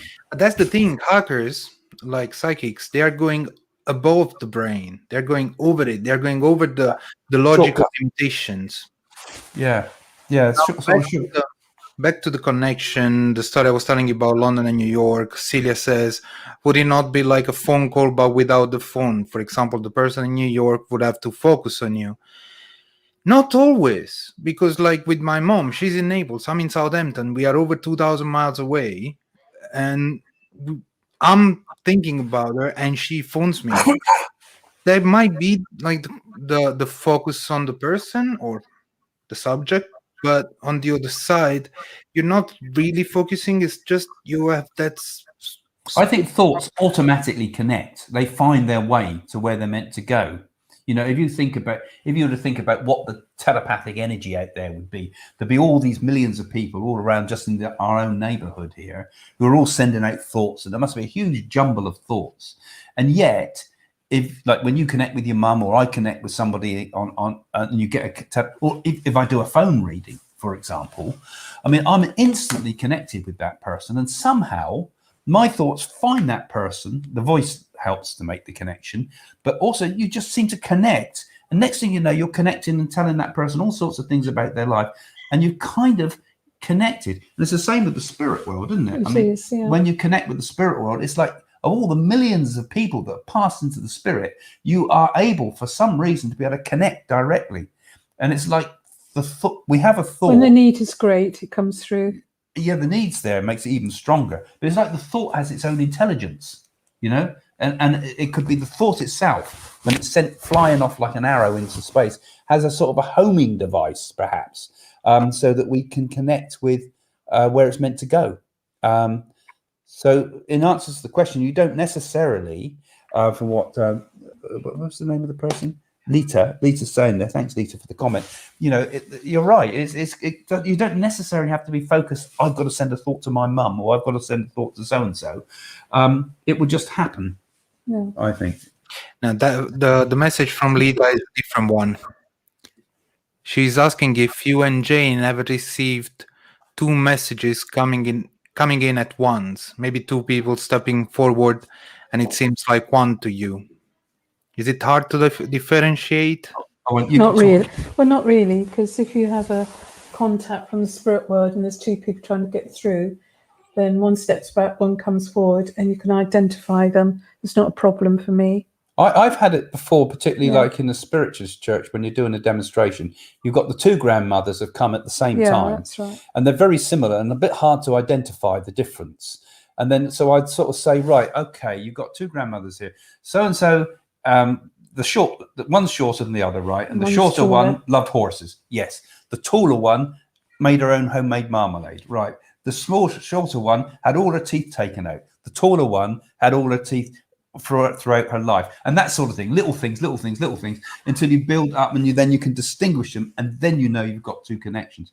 But actually, Lita, you're right. Sometimes they do come in as like a feeling like they're merged as one person. Yes, always they say when the need is great, they come. Yeah, and then we have to sort it out, then, don't we? Really? Yeah. We have to sort. You do need people to talk to you, because sometimes people in a spiritualist church, they're too embarrassed. Yeah, connect, and actually sometimes it's the person that's receiving the message that's often the problem. Because it's all coming through, but they can't connect. Especially men, they slide under the tables. Or people that can be awkward, or people that are a bit confused, or people like me, when I'm receiving a message, you've got bad memory. And you have to sort of remind them, hey, your man's name was so-and-so. Oh, was it? Oh, yeah, okay. So there's lots of factors that get involved that block the way things work. Because I mean, it's still on the theme of telepathy, even because it's like telepathy now with the spirit person we're talking about here. Nana says she bets collective thoughts can change the world. They can. I think she's right, don't you, Jane? Well, I think the power of thought and the power of love can change everything. Yeah, and I've always thought that, like, when you're in a circle, the sum is greater than the parts, as they say. you got 10 people, but when you get 10 people sat together, Powerful. it's like 1,000 people sometimes. with its Powerful energy. And I think when you combine each other's thoughts and combine thoughts, don't you it think, has a like powerful with this, effect. the power of prayer and kindness, and people are all tuning in at once, aren't they? Yeah. Telepathically, you're giving out a message. I mean, I think there's a lot to be said about people doing healing thoughts for the earth and things like that, Perhaps, we'd be in a far worse place if there weren't people doing that. And I think it's the whole basis of the idea of what you would call prayer, I suppose. It's like sending thoughts out. And those thoughts are things, and those thoughts help the world. So I think it does help. It's like a placebo effect too. That's the thing that fascinates me quite a lot, actually. The thought that if you believe in, there was the doctors in the Japanese concentration camps in the Second World War, and they run completely out of all the medicines, right? So what they did, they started giving people water. Or I think it was water, but they give Saline. It was a saline injection, right? So they just give them a saline injection and told them it was a powerful medicine, and they found that the people got better. Actually, physically got better. Even on major illnesses and problems, And so it shows the power of the mind to do that just as an individual level. God knows what the power of the mind is when we start really working together. I mean, I think all these, I'm very interested in the ancient days of India and the stories from the ancient things that they thought that were told they could do, like levitating the stones of the temples and pyramids and so forth. And I'm sure that there are hidden powers within the human beings that we've lost since we've all become a materialistic world. We've gained the world on one level. We've got science. It's all fantastic. It cures illnesses and like this coronavirus and everything. But maybe all these sort of things would go away if we were on a higher spiritual level and we wouldn't need science, because we've fallen into the material world. But I'm sure that the human capabilities that we'll rediscover, I think, in aeons ahead, are beyond the imagination of any of us now of what's possible. Things that we can't even conceive of at the moment, and I think we'll have the ability to mold reality. But anyway, that's the thoughts about the power of the mind that I think that the person asked about. I think it's not only the power of the mind; it's the power of the people, of the group, the number. The best example, what's happening now with the GameStop shares. People from Reddit decide we're all going to buy the shares from GameStop, and the price shot up over 300% in a matter of 24 hours. And that's because a bunch of people decided to do it. So I believe that is the common goal and working together towards that goal that brings the final result. Whether it's physical, GameStop shares, or spiritual, peace in the world, or even hate, because it can happen even with negative thoughts or negative behaviors. It's the power of collective thought is very, very strong. You'll see it a lot in a crowd. A crowd of people will gain its own consciousness. All that business that happened in the White House, it's like the energy of the people was building up and building up and building up. And then it needs something to sort of calm it down. Well, it needs something to calm it down, but normally it would need something as a goal in order to destroy something. So in France, it became the storming of the Bastille, for example. In Washington, it became the storming of Washington. And I don't think that was all planned, like people think. I think that just occurred because it was like the consciousness, the mass consciousness of a group mind that starts working and therefore needs a direction. And next thing you know, they're doing something that is far beyond what the original intent might have been. And I think that's going to happen a lot in the years, in the months ahead, because already we're seeing, this lockdown is creating a sort of a pent up psychic energy in a way. And I see all sorts of problematic things ahead with people having mass rallies that get out of hand. we've already started to see a little bit of a glimpse of that. Like I was shocked to hear that they were having, people were protesting and fighting in Holland, in the Netherlands. I thought that seemed, not a country you'd expect that type of thing. That's another question. So I think we're going to get some real heavy stuff ahead with this sort of idea of group mind, but the negative sort of side of it, unfortunately. Herding sheep, isn't it? Unless we can change it, and maybe that's where that other person's comment about, was good. Starlight is asking is our world a simulation? Are we the programmers? If we are all connected energetically, would this explain telepathy? Yeah, I think it's an interesting idea. Yes, you see, the problem is people think about things like the Matrix and things, and that's what we assume is like this counterfeit reality, that it's all a computer program. Could be. There's no way we can not prove that, and science fiction takes us down all that, particularly the stories of Philip K. Dick and people. But the other thing is perhaps this whole reality is us making it up as we go along. Perhaps we're all living reality now. Yeah. I remember an illusion. I was really, I quite often quote this actually, but I really love the book by Memories, Dreams, Reflections, in which Carl Jung, the psychologist, as he's on his deathbed, starts to dictate the last part of his book. Could you and Domenico excuse me? I need to go to the toilet. You go on, that's all right, Jan. Yeah, you come back. I leave you, Domenico, and thank you very much. I must go to the lift. I've been drinking water. I took my comfort break. I know, but I'm thinking this is most interesting. I don't want to go, but I've got to. All right. Bye, Domenico. See you later. Yeah. I must unplug myself. Yeah, turn off your microphone. Otherwise, the world will enjoy the experience. Yeah, Carl Jung talks about how he in the dream. It was one of his visions. He had visions and dreams as he was dying, and one of the ones was that he saw himself meditating, and he walked up to himself and saw himself in a meditation, and he knew that if he woke himself up, all that he was and all the world that he knew would dissolve.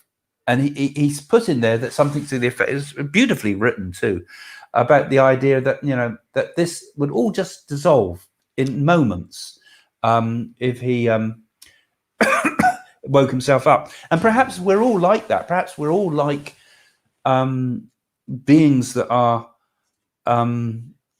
meditating ourselves. It's like, there's the other one in the Chinese thing, isn't there? Am I a man? He had that one of the Chinese sages dreamed he was a butterfly, and he woke from the dream and said, "Am I a man dreaming about being a butterfly, or am I a butterfly dreaming about being a man?" And in that sort of statement was some very strong stuff, really, because we don't know, do we? We cannot get to the bottom of what reality is, really. So I think Starlight's got a good point there. Well, we go back to my idea that we actually are just each of us living in a dedicated universe that is similar to others, but it's only on your own to learn experiences.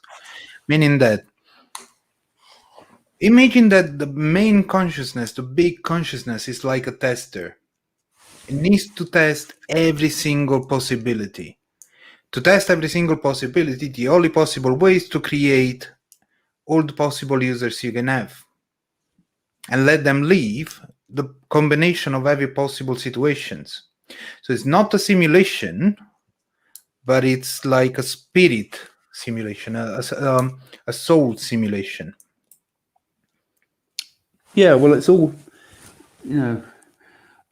when it comes down to it, actually, I think that everything is consciousness. That's a way of thinking of it. I think we think of it as matter as being something separate, and we think of us as being some kind of like a mind, a spirit in the body, for example. But actually, we talked about this before, didn't we? In a way that everything in existence is consciousness, and it's just on a different vibratory level. Matter is consciousness vibrating at a certain energy level.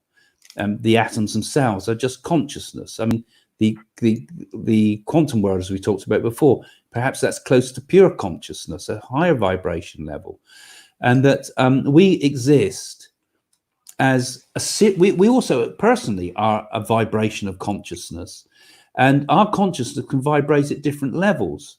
So sometimes when I'm just in a normal state, having a cup of tea, like Jane's having herself over there, I'm just in that, I'm having a cup of tea, sort of ordinary material world consciousness.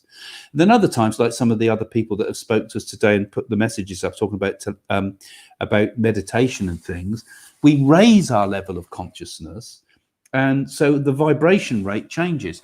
And as I was saying last time, the spirit world will bring their level of consciousness down, will lower their level of consciousness, and we raise our level of consciousness. And for a while, a big bridge is built so that communication can happen with the spirit world. So, I think it's quite interesting that the way it is. I see we've got some more comments. Have we? Yeah, let's go back to the original topic of telepathy.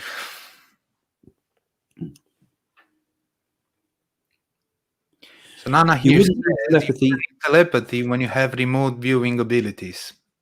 They must be very similar in design. Yeah.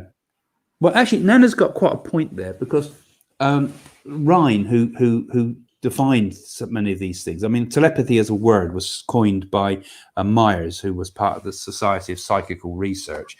But extrasensory perception was coined by Joseph Banks Rhine, who was the experimenter who did all these telepathy cards, who worked with a man called Zener, who produced these Zener cards and so forth. And they defined remote viewing would be one of the would come under the category of clairvoyance, knowing information that the mind can't know, just know it, as opposed to telepathy, which he thought of as being a mind-to-mind communication. And like I say, I think Ryan, actually, his model is a bit outdated. And I think Nana might be more to the point with these things, that perhaps things like remote viewing abilities and telepathy are maybe all connected in different ways, I mean, like in the cities of India, they list, I can't remember how many cities there are. I think it's something like 64 city power, some major and some minor. And that, clairvoyance and remote viewing and telepathy would be just kind of minor powers, as it were. And that the mind is capable of even higher stuff than this, So, yeah. So if you did have these higher city powers, as it were, these higher powers, then telepathy becomes secondary. We put it in center stage tonight, saying, it helps us to connect with the spirit world. It helps us to communicate with each other. It may be connected with crises, and it may be connected with mothers and things. I think telepathy is really a very basic thing. It's a very basic sort of perception. But the powers we have are capable of, and I think many of which have not even begun to manifest in this world, are extraordinary. I mean, I see this with people like Sai Baba when we went to see him. He was able to do things like be in two places at the same time, give 2 lectures in 2 separate places, things like that. I didn't witness all this, but people I've spoken to witness these things. So, yeah, some interesting thoughts there. We got Ronnie that is talking a lot about the point I've made on the computer story, saying that computers are not like brain. They only process mathematical algorithms and logarithms at a very high pace. But beside the actual software script, very fast repetitive data processing, when the software programs has finished, its pre-programmed script over the data, the computer does nothing anymore. Well, that's more or less what we do, actually. Mine was a really high-level example, but that's what our brain actually does. That's what we do. We are pre-programmed. We pre-program ourselves to work, for example. We pre-program ourselves to eat. We need to learn about eating. And then we pre-program ourselves, and these repetitive tasks that we do. Whether you eat pizza or pasta or hamburgers, you're still doing the same task over and over, and the data is different. The other point he was putting is computers have no desire, no wishes, no sense, and no any kind of deciding, nor the desire to decide over anything or anyone. Well, that's not exactly true. If we go into AI systems, they have the power to decide. And actually, a lot of software, even if you don't see, because from the front end you won't be able to see it. They're actually making decision for you based on data. But it's what even we do. We make decisions based on data. We don't make decisions just because we want to. And who can tell us that emotions, desires, wishes, senses are not only pre-programmed stuff in our brain? And that I think Ronnie's got an interesting point there, though, because what he's basically saying is that computers aren't conscious. They're not conscious beings, and they don't appear to have consciousness. And I argue that we have consciousness, and it's a bit like that. Some would say consciousness is a complete illusion. I mean, others would say, the film materialists would say, but I think we have. Not only do we have consciousness, but we also have. It's like we've been playing with a computer, and we've forgotten that we started to think we are the computer. We're not the computer, but we got so sucked into it, we got lost, and we got stuck in the programming of the computer, which is basically behavior, right? Okay. So if we can pull ourselves back from behavior, it's behavior, which is the functions of the body that holds us into this frame, but we are also transcendent beings that go beyond human or normal behavior. But then we get real materialists would argue strongly against what I've just said there. Yeah, but then we get to the point that I was just saying. If we are able to get off our normal thoughts, if we are able to understand that the reality we live around is just one kind of reality, and there are multiple other type of realities out there, that's when we move away from what we are or what we look like. Plus, we have consciousness. As you said, somebody says it's not true, somebody says it's true, but again, how can you prove that? And the same way you used to prove consciousness, I can use it to prove the computer have consciousness. Yeah, I can't prove to you that I'm conscious, but to me it's self-evident. And you can't prove to me you even exist, but to you it's self-evident. No, and I think that's I mean, I see consciousness is not. Consciousness is different to what I would call awareness. Awareness is like an interaction with the environment. We can prove a person's awake, or we can prove a person's alive, for example, by their awareness.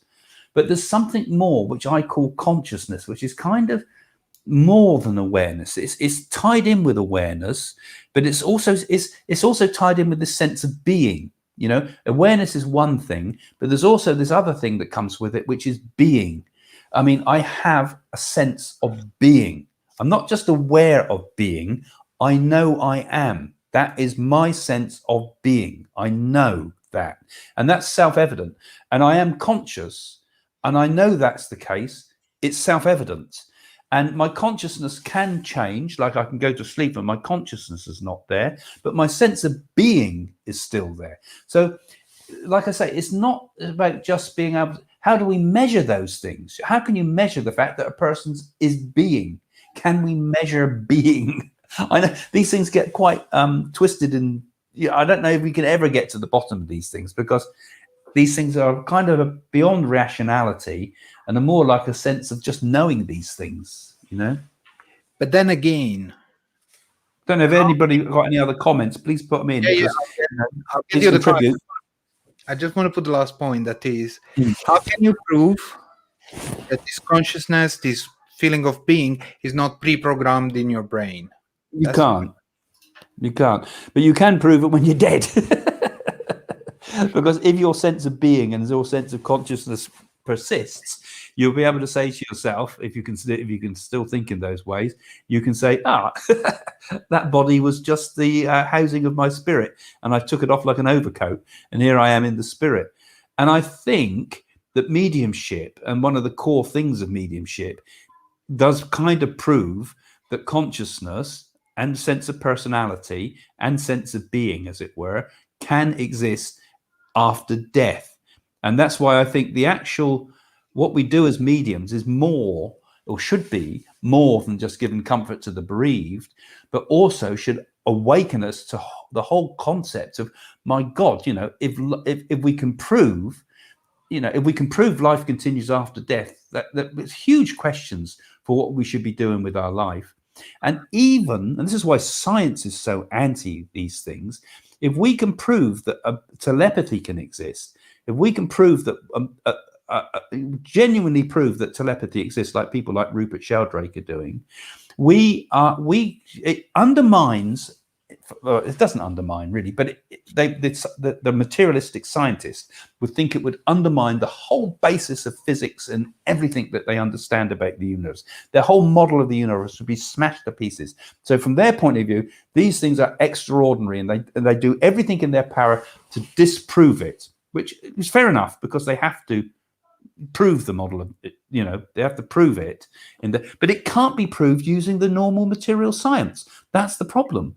But the proofs that we give, almost like the same types of proofs where you give evidence in court of something, the proofs we give through mediumship do suggest that life continues after death, do suggest that mediumship works, do suggest that we can be telepathic. So, at the moment, the two worlds will never meet, but they need to one day. Ronnie keeps commenting, but I think that's the topic about brain and computer and these things is something that could be a video of itself. Which one's that one?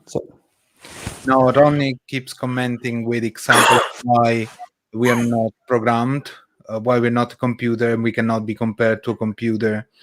But again, those are all examples in discussion that it's too long to discuss about it, because every example that people do about computers are not like our brain, or our brain is not like our computer. The same way you're proving these, I can prove the other way around. Yeah, I think we do kind of round in loops, don't we?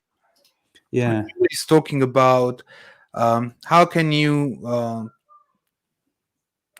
get into someone else's dream? Like, do telepathy whilst you are asleep? I mean, there's a thing that people tried, where you call what you get a mutual dream, where two people have the same dream at the same time, and share it with such detail that it kind of gives a certain sort of proof that we met in a dream. I think there's been experiments done. I can never pronounce the name of it, Mons or something. University in I don't know how to pronounce it, in America, did an awful lot of experiments with sleep and dreams, and they tried to influence people by telepathy, as it were, by sending a negative thought or trying to put some sort of dream image into a dream, and see if the person would awake and have their dream influenced by what people were sending them with the telepathic message. I think that's a very interesting way to experiment. And I think it would give an awful lot of kind of proof to people like me, but not the sort of proof that I could prove it to a scientist, because, scientific proof has to be repeatable and so forth. And, you could argue that, you told the person to dream of a sea lion, and they dreamed of a sea lion, but you could have said, well, you might have made it fit and things like that. I mean, I think it's an interesting idea that during sleep, maybe, if that's what Julie's talking about here. Yep, she's talking. Yeah, we do. That's what she's kind of asked, isn't it? Actually, there is a story I want to tell you about this, and it was an experience I had with two friends of mine when I was in Prague, with two of my friends. One day, I dreamed about both of them. I remember that we were in our rehearsal. We were playing something like that. The day after, I went to meet with one of them, and he just said, "Oh, I dreamed about you last night." I was like, "Oh, I dreamed about you too last night." So I've asked him what he dreamed about, and was exactly the same dream, but seen from his point of view, not mine. Okay. And then, when we went to meet with the third friend, because we had to go for the rehearsal, he said, "Oh, guys, I dreamed about you too last night." And we just look at each other, and I've asked him, "Okay, before you talk about the dream, write it down. We all write down what we dreamed about, and then we'll talk about it." And it turned out that all the three of us, we had exactly the same dream. We did exactly the same things, but each from his own point of view. Yeah. You see, now that's not a scientific proof, but for you, it kind of makes you think, doesn't it? And I think for all of us, I think we have to go out and get our own personal experience. You know, it's no good just reading about it or theorizing about it or intellectualizing about it. I think once you start to get a few really powerful spiritual experiences, and the same with the experience of meeting mediums and spiritualism and so forth, you know, you can talk to the ends of the days about this proof and that proof's been given, and this was debunked and that wasn't. But it's not until you get a bit of real powerful personal proof, and the same with dreams and any spiritual experience, that you really start to think, well, you know, you can tell me what you like, but that happened, you know, that happened to me, and it was an extraordinary experience, you know. So another troll on Aude Lesanka. Got so many people jumping in on your live and doing all these bad comments. They're basically selling fake readings. oh, you get these. So this is on the live thread now, is it? Yeah, it's happening right now live.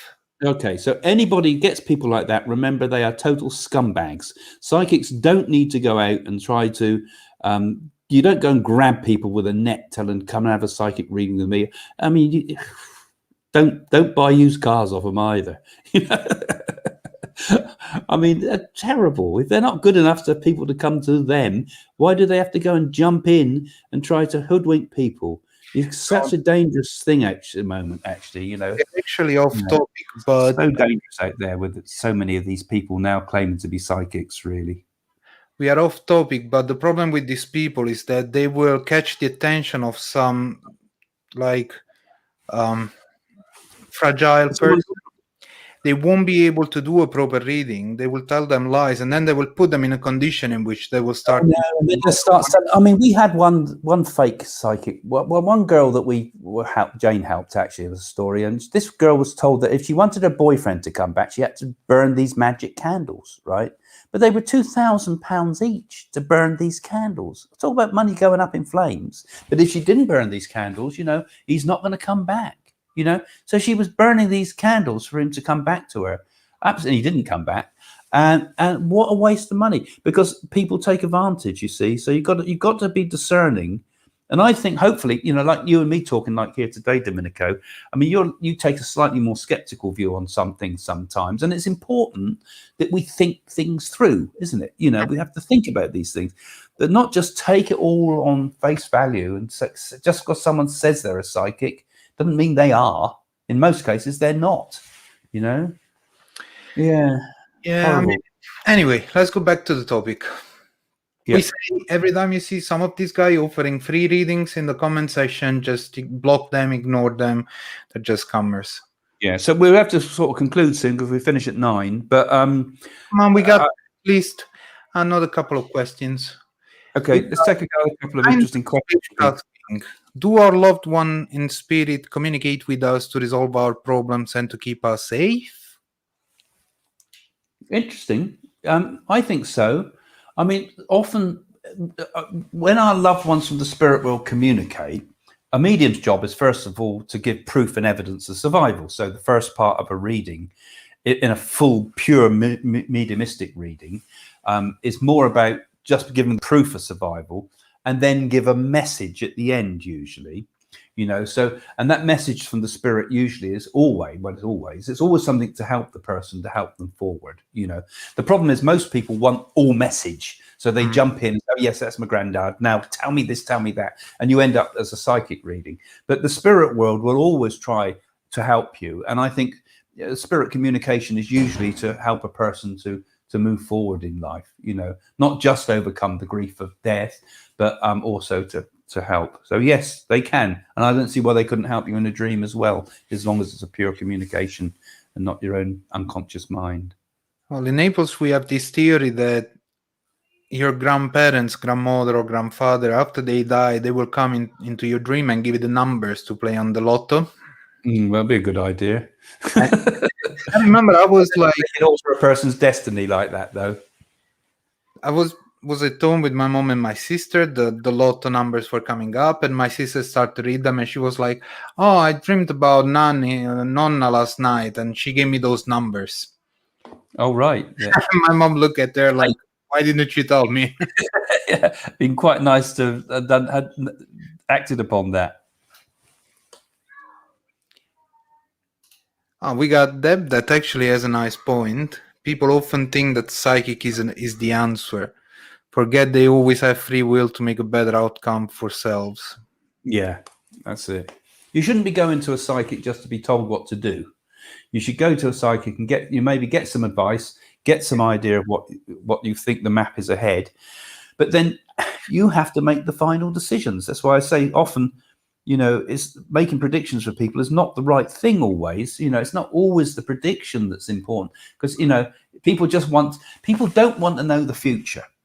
People want to know that the future is going to be all right, but actually the future is only going to be all right how you act upon it, so that's why at the end of the day, the ball's always in your court. Whatever you do in life is always going to be based upon, whatever happens in life is based upon what you do ultimately.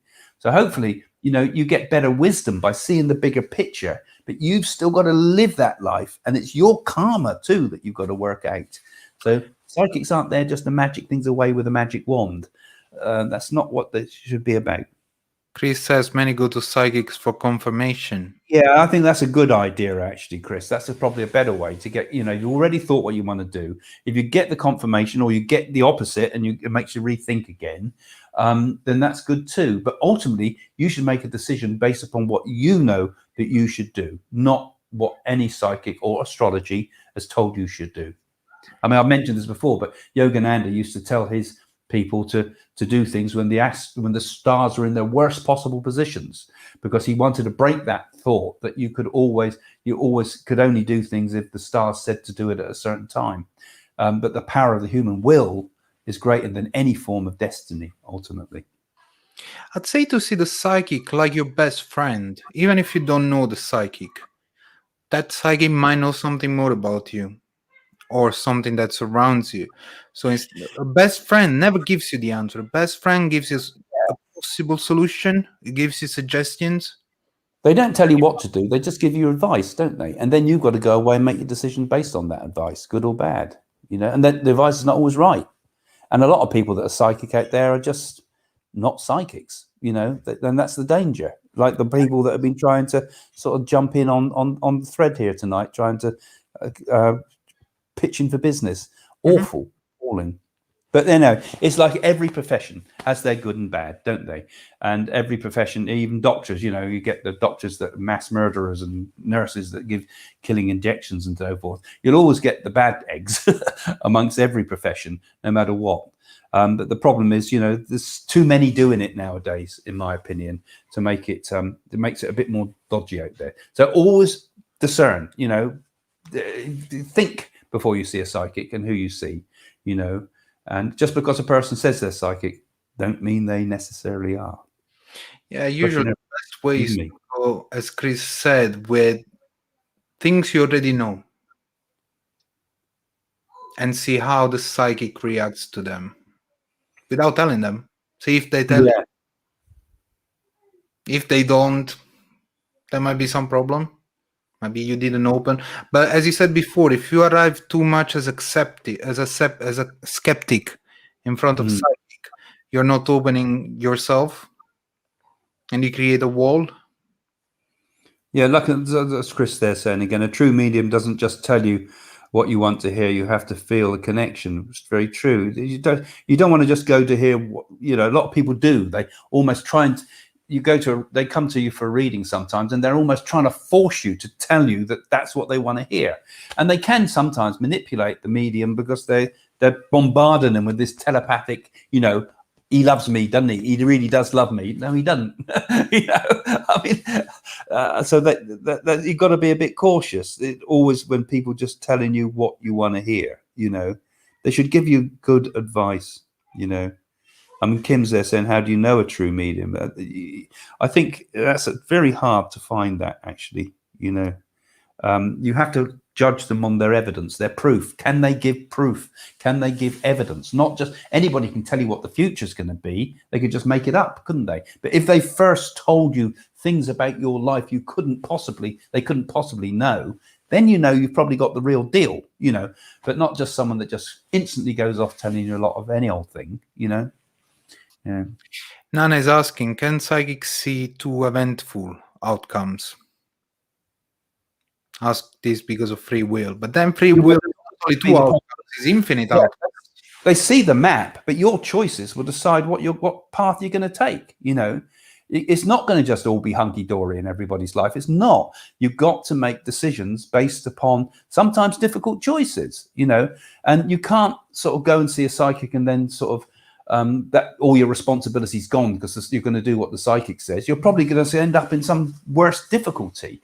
You've still got to have personal responsibility. This is the key. You've got to have take personal responsibility for your life. And guidance you get from the spirit world, guidance you get from a psychic insight, guidance you might get from astrology, all very helpful, but they can't do it for you. You've got to develop wisdom in this life and learn to travel the paths of life based upon what you know to be the right thing. And all of us have a fantastic psychic with us all the time, our own inner conscience, our own inner intuition that will often guide you. If you just look within, it will guide you sometimes. I was just looking at Boo down here. Anyway, I think we better conclude now, Domenico. Yep. So thanks to you all, guys. Yeah.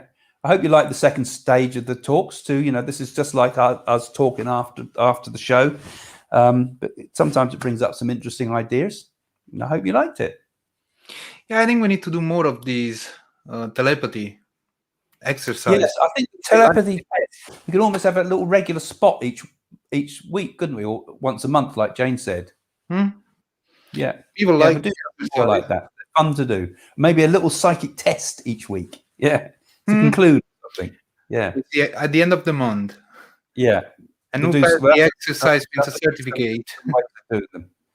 Dream experiments and things like that, and then pick up next week. Okay, well, we're going to say bye now. Yep. Have a lovely weekend, people, and enjoy your night or day or morning.